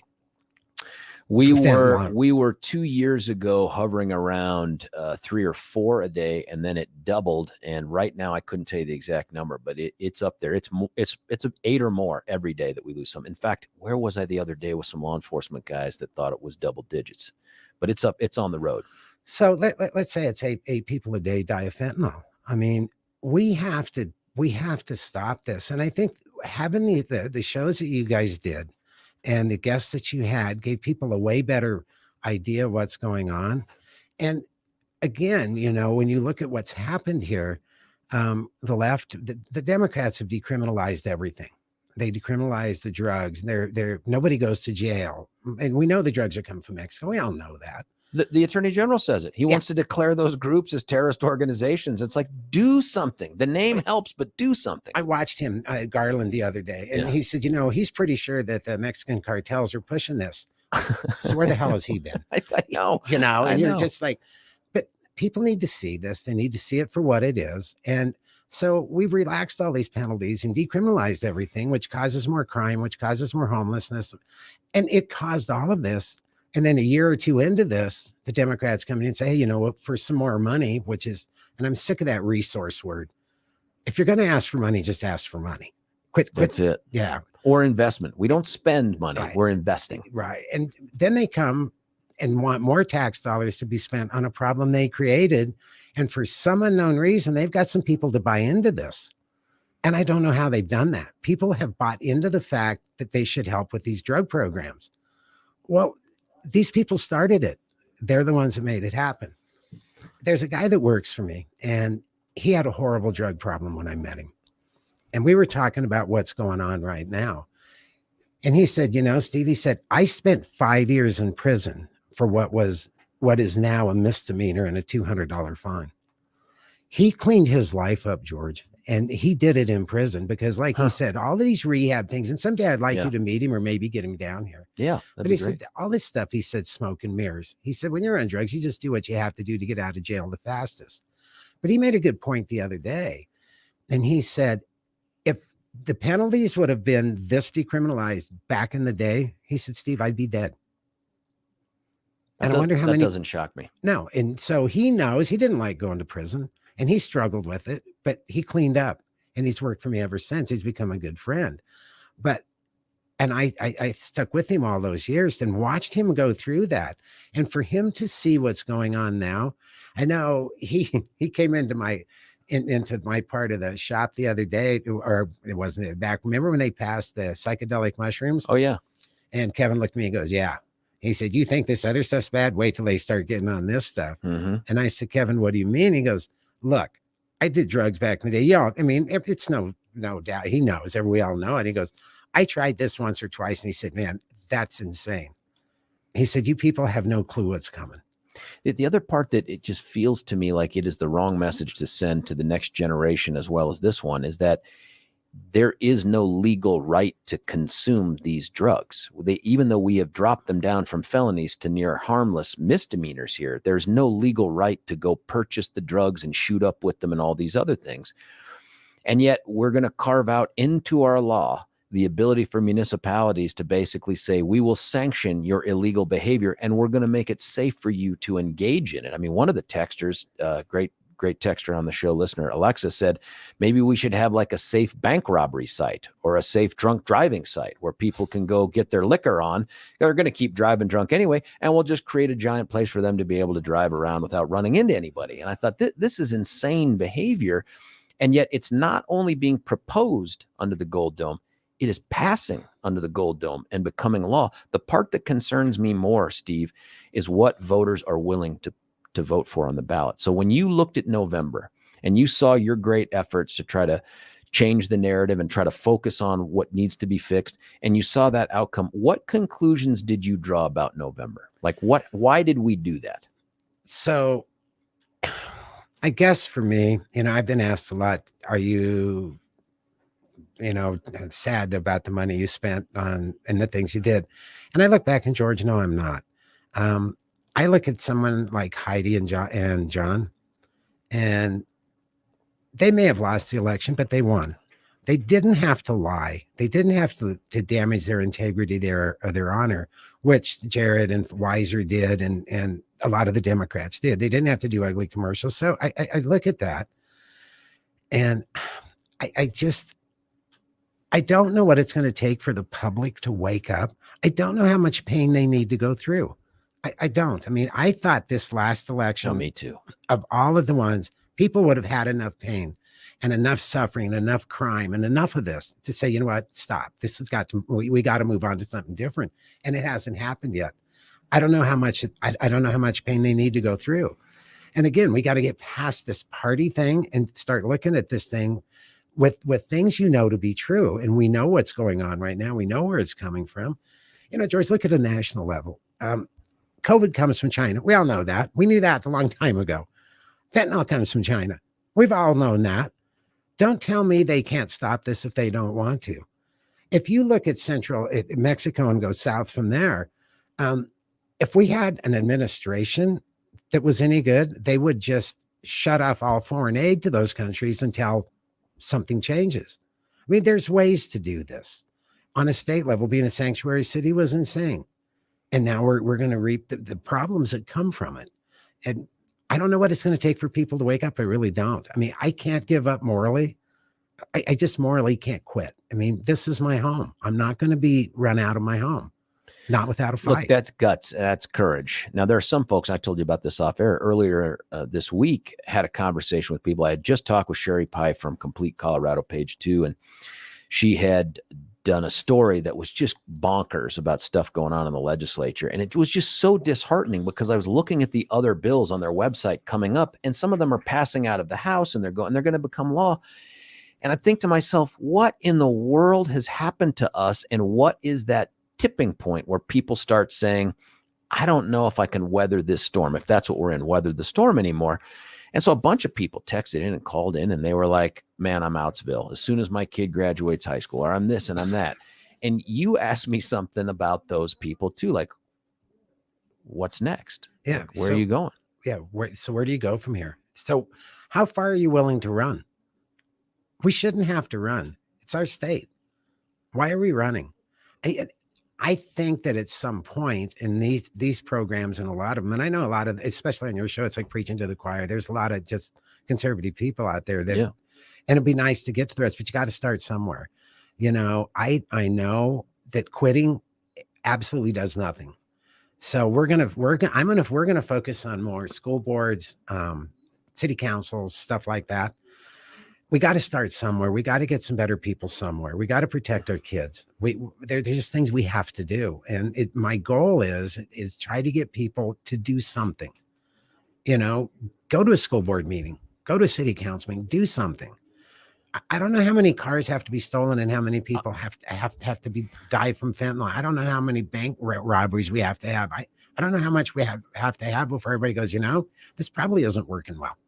I don't get it either, Stephen. It seems to me that The only way it's going to make a difference in Denver is when that retail space remains vacant and there's more of it and people start moving out. Unless people are coming in to go to dinner and for plays and musicals or whatever, because they simply don't trust the environment that they're in anymore. People wonder why folks are going to the suburbs.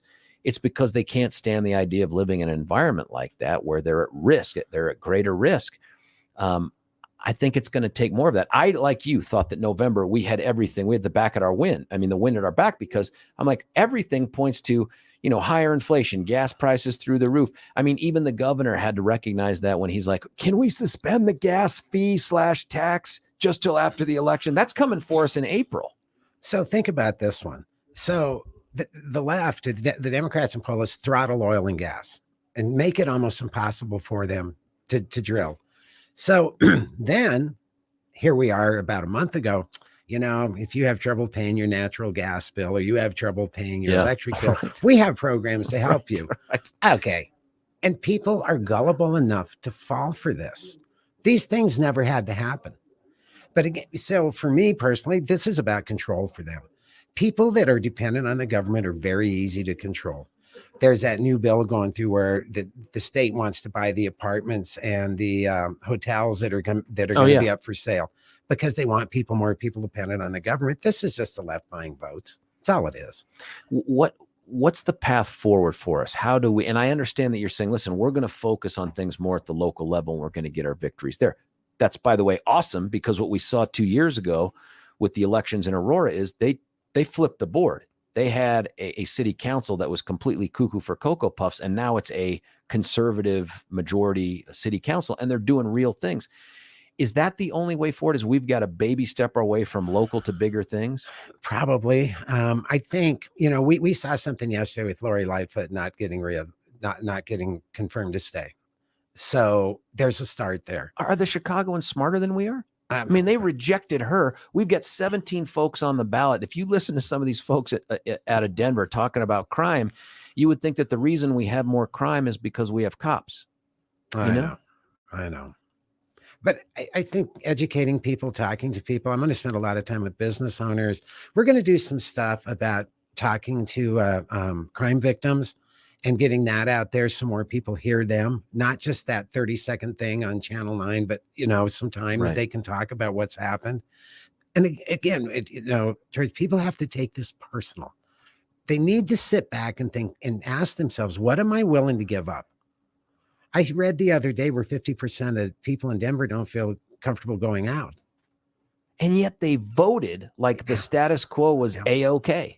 So I hired a company to do some work for me, and the guy that owns it's a Democrat. And I said, look, you voted for Polis, right?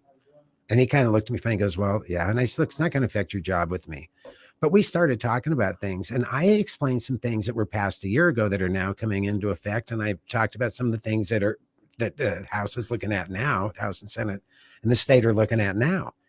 And he just looked at me and he goes, Steve, I'm going to be honest with you. He said, I don't read any of that stuff. He said, now that you bring that up, I don't like any of that stuff. And I said, then why did you vote like you did? He said, because I've been so busy. He said, Heidi didn't have the name recognition. I didn't know much about her. And Polis seemed to be doing kind of okay. So he said, I just voted for him. Those are the people we need to get to that he sees some of this, because he owns a business and some of these things are affecting his business now. So now he's going to be more vigilant about what he does.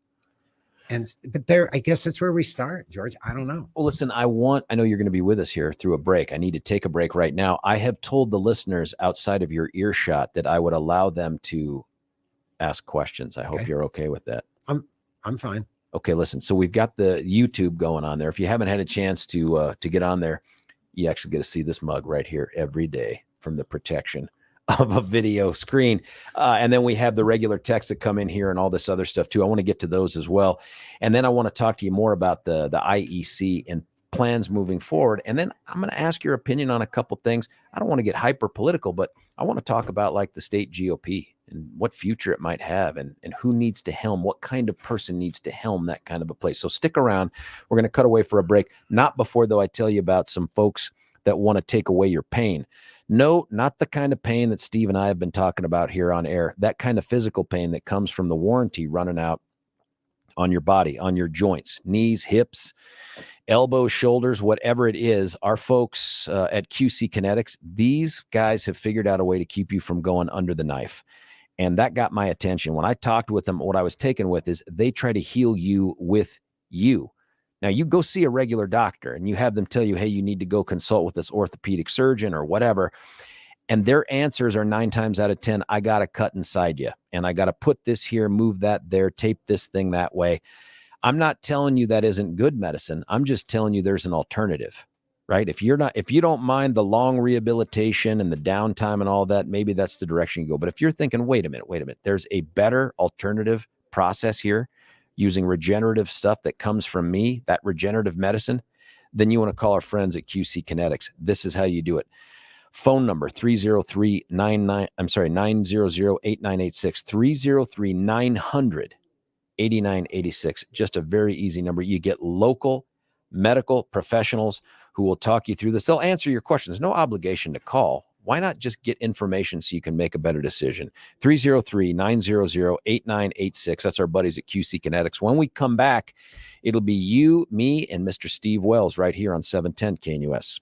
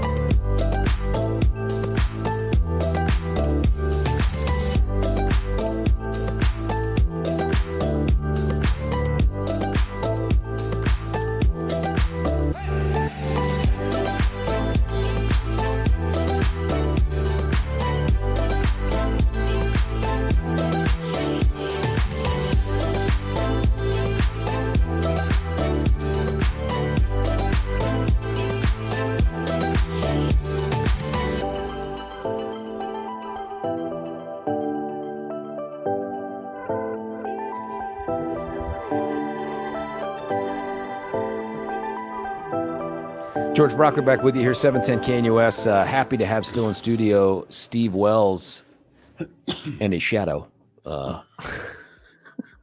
Kidding.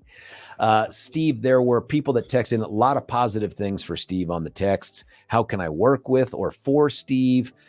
People thanking Steve for what he did for last week. I think all that stuff is great. We were talking off air, and I didn't want to spoil it all by doing the whole conversation because I like you off the cuff.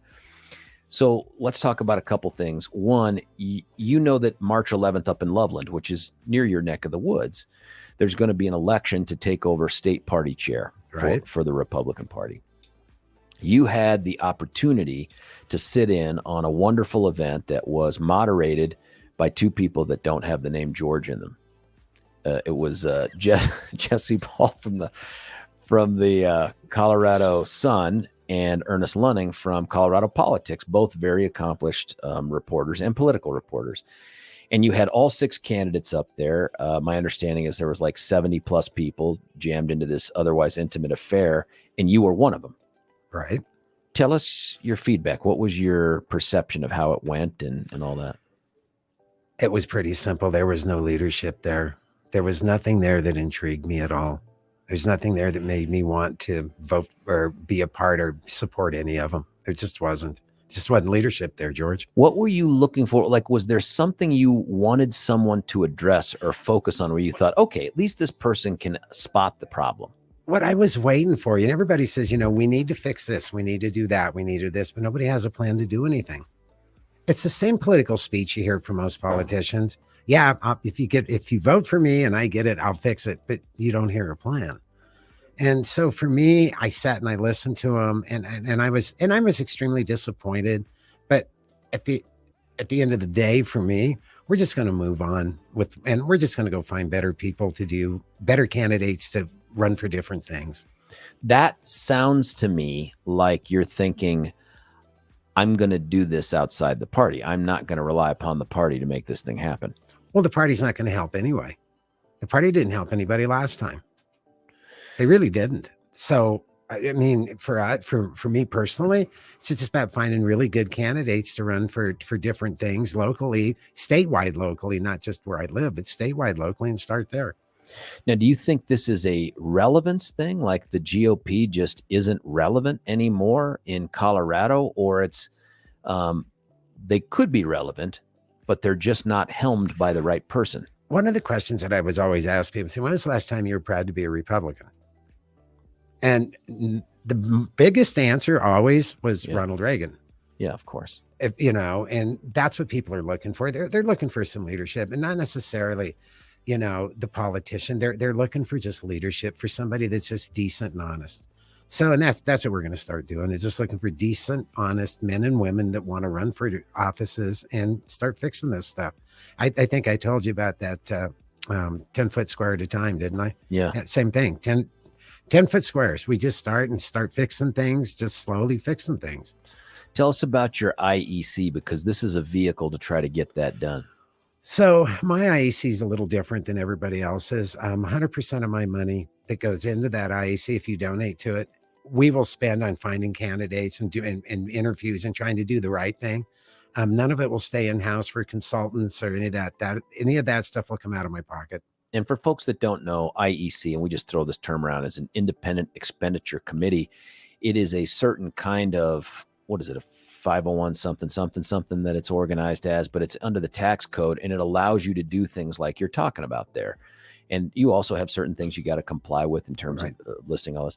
But I think what's important is what you said there, which is, I'm not spending your money or mine on administration. I'm not spending your money or mine on consultants. I'm spending your money and mine on trying to advance the cause and get good candidates recruited. How do you go about doing that, by the way, Steve, when you start looking at doing that? You know what? This is new.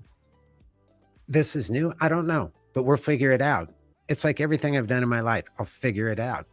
I think the biggest thing is educating people on what's going on. I know, George, at least I want to believe in my heart that if we start making public more of this craziness that goes on to more people, somebody's going to step out of the woodwork and go, you know what? I want to try this.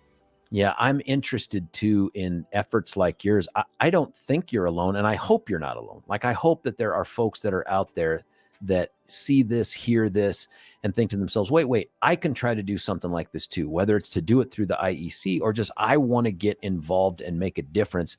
And starting at that local level makes a ton of sense, especially in this year where you don't have the big statewide races, you don't have congressional races. Right. It's really just the school board and the city council stuff that you have to contend with. Now, you come from a pretty special place in the state of Colorado where you don't run into a lot of the stuff that you run into when you start driving down south, and that's Weld County. You know, Steve Reeves took me for a drive a couple weeks ago in Greeley and North Greeley. Dangerous, but and I saw things that I didn't know were going on. Really? Exactly. I'm not very proud of my city, Greeley, at the moment. I'm not very proud of my city council. I'm not very proud of a lot of things. I saw things there, George, that I don't like, that should be addressed. The homeless, the gangs, there were things there that I just didn't realize. And that's what I tried to tell you earlier. People have to get at least informed about what's going on. You know, we have to look at these things and you have to admit that they're there. You can't just bury your head in the sand and hope they go away, because they're not going away. You know, the King Supers on South of Greeley. It's just a homeless camp now. Really? Yeah, it's, he took me, we looked at the homeless under the bridges. He showed me some other things. We went up and down a neighborhood. And one of the things that he asked me was, he said, "You notice what you don't see?" And I said, and he kind of caught me off guard. I said, "No, what?" And he goes, "There's no kids outside." He said, "The parents that have kids here, they won't let them go outside here." Really?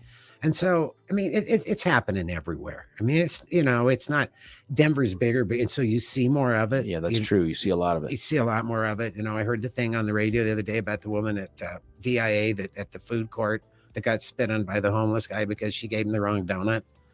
That kind of stuff. I mean, so again, I mean, we got to get people educated. I'm going to go start talking to a lot of business owners about getting them more involved. People just got to get involved. Is Greeley then different from the surrounding area? Because I know, you know, when you say Steve Reeves, for folks that don't know, and it's shocking if you don't, he's the sheriff of Weld County.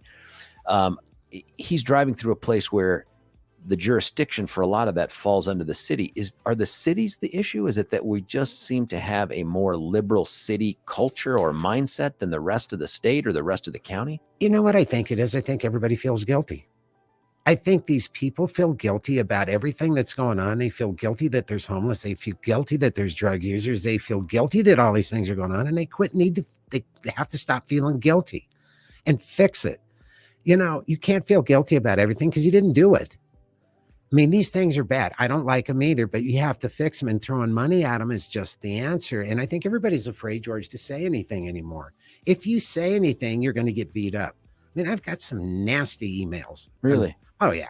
From going back to November when you started getting active and stuff? Oh, yeah. We got some nasty ones after your program when I was on the other day. How many from the governor? None. No, he doesn't. We won't be breaking bread anytime soon, it would appear. But, you know, you get these ugly things that people say. And one of the things that I told you, I'd love to see happen. Yeah. I believe in my heart, if you are a fentanyl dealer and you get caught dealing fentanyl, it should be life in prison, period. They are serial killers.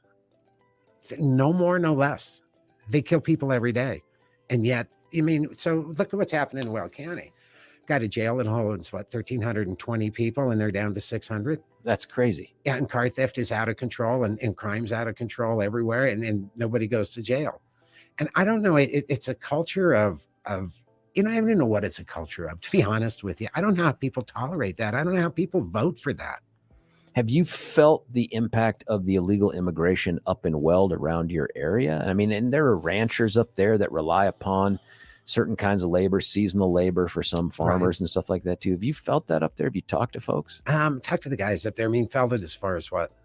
Well, do you see, and when you talk to Steve, and I had Steve on to talk about this when we were down in El Paso, but the change in crime or the change in the communities, and some of it may be reflected in that homeless encampment that you talked about up there. Some of it may be reflected in folks not letting their kids go out and play anymore.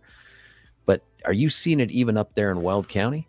Out where I live, personally, you don't see a lot of crime because everybody lives so far apart. And criminals And you're really, all armed. well, that too. I mean, there's a good chance more than likely, if you break into somebody's house, you're gonna get shot. There's just no getting around it. You have to remember too, George, that most criminals like places where they can hide, and so out in the country, that's a little tough. They need buildings and need all that, but Greeley's starting to see more and more and more. The thing that I'm frustrated with is I hear there's one radio station that talks about some of the crime that goes on in Greeley, but you don't hear it. Nobody wants to talk about it. For purposes of your ranch, which is considerable up there, do you ever have to rely upon, immigrant labor? I mean, is that part of the deal? Or years ago when I had the calf yard, yes. Now that we don't have that, no, I don't. Yeah, that's interesting. Oh. But so how that would work when we owned the calf yard, somebody come to you with a Social Security card. Well, you'd have to verify it. If that card was a bad card, an hour later, they came with the card that was good. That was it. Yeah, somebody's selling them to them somewhere. And I'm sure it's copies of stuff too. We heard about that down at the border too, that at one point when, President Reagan had said, listen, I'm going to grant amnesty to what we thought at the time would be 1.8, if you can imagine a small number like that, 1.8 million illegals in the country. They set up the process by which you had to show that you were living there. And so you had to have copies you couldn't have a driver's license at the time, not because Colorado hadn't done that, but you had to have copies of an address where you were paying the bills for that sort of thing. And the ICE guys were telling us, oh yeah, that 1.8 million ballooned into 11 million as people were showing up to the border with just copies, like multiple, like crappy had been Xeroxed 100 times, copies of electric bills and water bills, anything that they could show that was like, this is where I'm living, this is where I'm paying bills, and this is how I prove I've been a resident all this time. I presume it was the same with the Social Security cards. Oh yeah, I mean, they all could find them. But when you look at what's going on at the border, let's just be realistic about this. So the left has no incentive to stop the people coming across the border. And I told you, there's 11 million people in this country right now, illegal people that are paying into a Social Security system that they know they will never get anything back from. And so what incentive does the government have to fix that? Absolutely none. Most things are about money and votes. And this is about both for the left. And what votes are they looking to get? Because these folks, at least at the moment, don't have the right to vote. They'll get it to them. They've been pushing that for 2-3 years now. They're still pushing it. Some municipalities out there have done it and said, hey, if you're just here, undocumented, exactly. We don't care. You get a vote in municipalities. Now that's been challenged in court, but I agree with you that is a growing thing that people are going to start to say. And they're going to start to say, well, they're paying taxes. Yes, they're paying taxes on fake Social Security cards, but it's taxation without representation. That argument's coming. So, and there's no incentive for them to stop that because they pilfered the Social Security system for everything except what it was meant for. And so they keep talking about how it could go broke. Well, if they wouldn't have taken the money away from it, it'd be fine. But now they got this 11 million people that are paying into it that they know that's just free money to them. So, again, I had a friend of mine ask me this, and he was a cop years ago, and he goes, Steve, think about this. If you waved a magic wand tomorrow and all drugs, all illegal drugs, all illegal people in this country, all illegal things went away tomorrow at 9 o'clock. I said, you know how many businesses and people you just put out of work? Really? And I just magic them away. That's interesting. And I never thought about it that way. And he said, don't think for 1 minute the government has any intention of stopping everything. He said, Steve, it's a business. And it took me a long time to accept that. But the more I see now, it's a business. Could it be stopped? Yeah. Could we get things back on the right track? Yeah. But it's going to take the will of people to get up and do something. I want to believe, though, that we can come to a consensus on what the hell the right track is. My worry is there are enough people who have grown up over the last generation who have been inundated with a different set of values and ideas and tolerance and all this to the point where we can't even agree on what the hell the right track is. Well, you got the crazy on the right and the crazy on the left. And until we do something with them, and I said earlier, I said, if you took the crazy on the right, crazy on the left, you just need to throw them on an island with baseball bats and just, and then the rest of us sit down and try to fix this. I think it's fixable. I think it's going to be tough. I don't think it's going to be easy. What will make this easy is if people just start getting involved, and that's just going to school boards, city council meeting. Don't be ugly. Just voice your opinion. If there's enough of you, they will listen. those people will listen if there's enough of you there. That's interesting. And I want that to be true because that's what we see with the left, man. The left is great at getting people to turn out and get loud and put themselves in weird places. As you know, conservatives just aren't that way. Most Coloradans are like, please just let me go to work and then go home and be with my family and do stuff. But to ask them to then say, take some of that time away from work or your family and to go out and be visible and be loud and make your voice heard. You're right. That is not a comfortable zone for many Republicans and conservatives out there. You're right. And it's not, but that's why it's so important for like these border shows and the shows that you guys do for people to understand what they have to lose and what we've already lost. We've lost a lot. I mean, did you say the thing this morning? Property taxes are going up. What? That can't be. No one saw that coming. End of Gallagher. Yeah. I know. And so it's getting, I've talked to a lot of business owners because I own some property in Greeley downtown. And I said, when's the last time I had a city council meeting? Well, I haven't. Okay. Stop complaining and start doing something. We get a whole lot of this. Yeah. Start doing some of this. Start going and start doing something. And that's all it takes. I don't think it'll be as hard as if everybody would start doing something. I don't think it would be that hard. Well, I want to find out. Listen, you can stick around for one more break here. I got to cut away, do one more thing, and then we'll wrap up the show with Steve. We'll talk a little bit about the IEC. We'll talk a little bit about Colorado Undivided, and then, man, I'm telling you, this is the kind of motivational stuff we need. I just appreciate the fact that you have 8 billion options available to you, including you don't have to be here anymore, and yet you're like, oh no, you're not kicking me out of Colorado. I'm gonna make this thing work. I really appreciate that. Making something else work, especially when it comes to finding that right piece of jewelry, fixing your watch, selling, buying precious stones, gold, silver, coins, or whatever. There's a lot of places you can go to, but if you're looking to do it the Colorado way is to go to Littleton Jewelry. They're right out there on Santa Fe south of Hudson Gardens. If you turn right by the jewelry repair sign, you'll get there. When you walk in, this is what you're going to notice.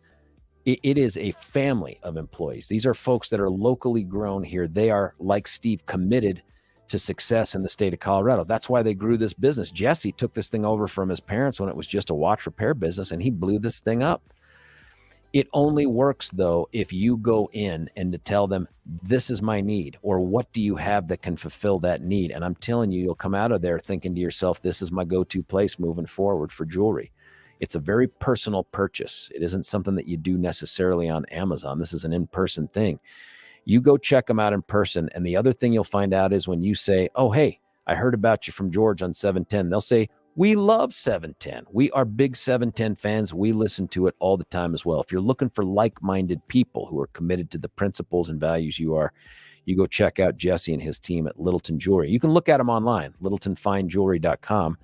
littletonfinejewelry.com. But the best thing to do, get in the car and drive over there and see what they have to offer.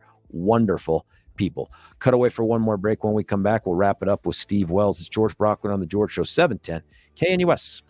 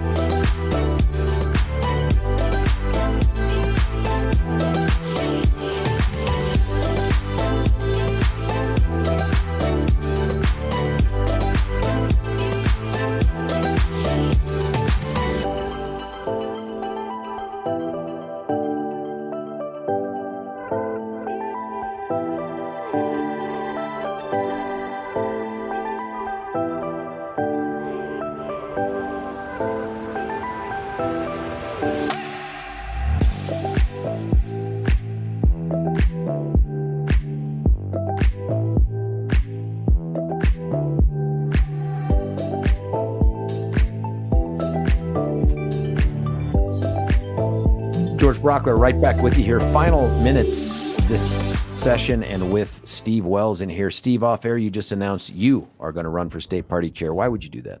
No, I'm kidding. You should see. You should see the look. If you're on YouTube, you saw the look as he stared back. It was the facial equivalent of WTF right there. It was the look in your face. Tell us, if people wanted to help out with the IEC, how do they do that? You just go to deepcoloradowells.com. Just Deep Colorado Wells, all traditional spelling. There aren't 4 L's in Wells, just the 2. Correct. deepcoloradowells.com. And there's a place there they can learn a little bit more, but they can also contribute if they want to as well. Exactly. Is there a place if they reached out there and said, hey, listen, I may not have a couple bucks, but I do have a couple hours. What could I do to help out? Do you have a place? Yeah, if you send an email, we'll get back to you and talk about whatever it is people want to do.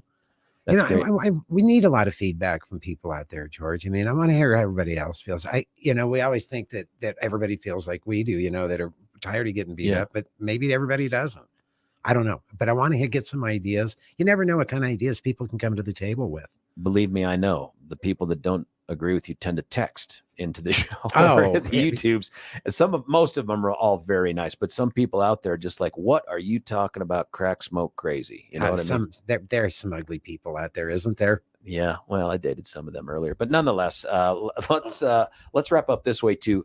deepcoloradowells.com, but also for us here at this, and this helps also with the effort, go to 710knus.com. There's a banner right there, Colorado Undivided, and that's the goal, is to try to figure out a way to move forward. Go to Colorado Undivided, click on it. There's a petition. It's a petition to the governor. Now, again, will it make a difference? Like, can we guarantee an outcome? I don't think we can, but what it is that first step of taking action. And what Steve said is right. You got to show up. You got to make your voice heard. And short of us getting 10,000 people to rush the Capitol to say, please don't make us a sanctuary state, this is how we do it. Get to the petition, sign it, send it to your friends. Hell, send it to Polis and Weiser too. Maybe they'll sign it. Listen, that's it for the show today. I'll be back tomorrow. Billy will not be back tomorrow. He has some parole obligations he has to take care of. But we have Deb at 3. That'll be a great show. And then Steffan 4 to 7. And I think Steve's going to be right back here from 4 to 7. I'll be back tomorrow. You stick around. It's George Brockler on The George Show. You're listening to 710 KNUS.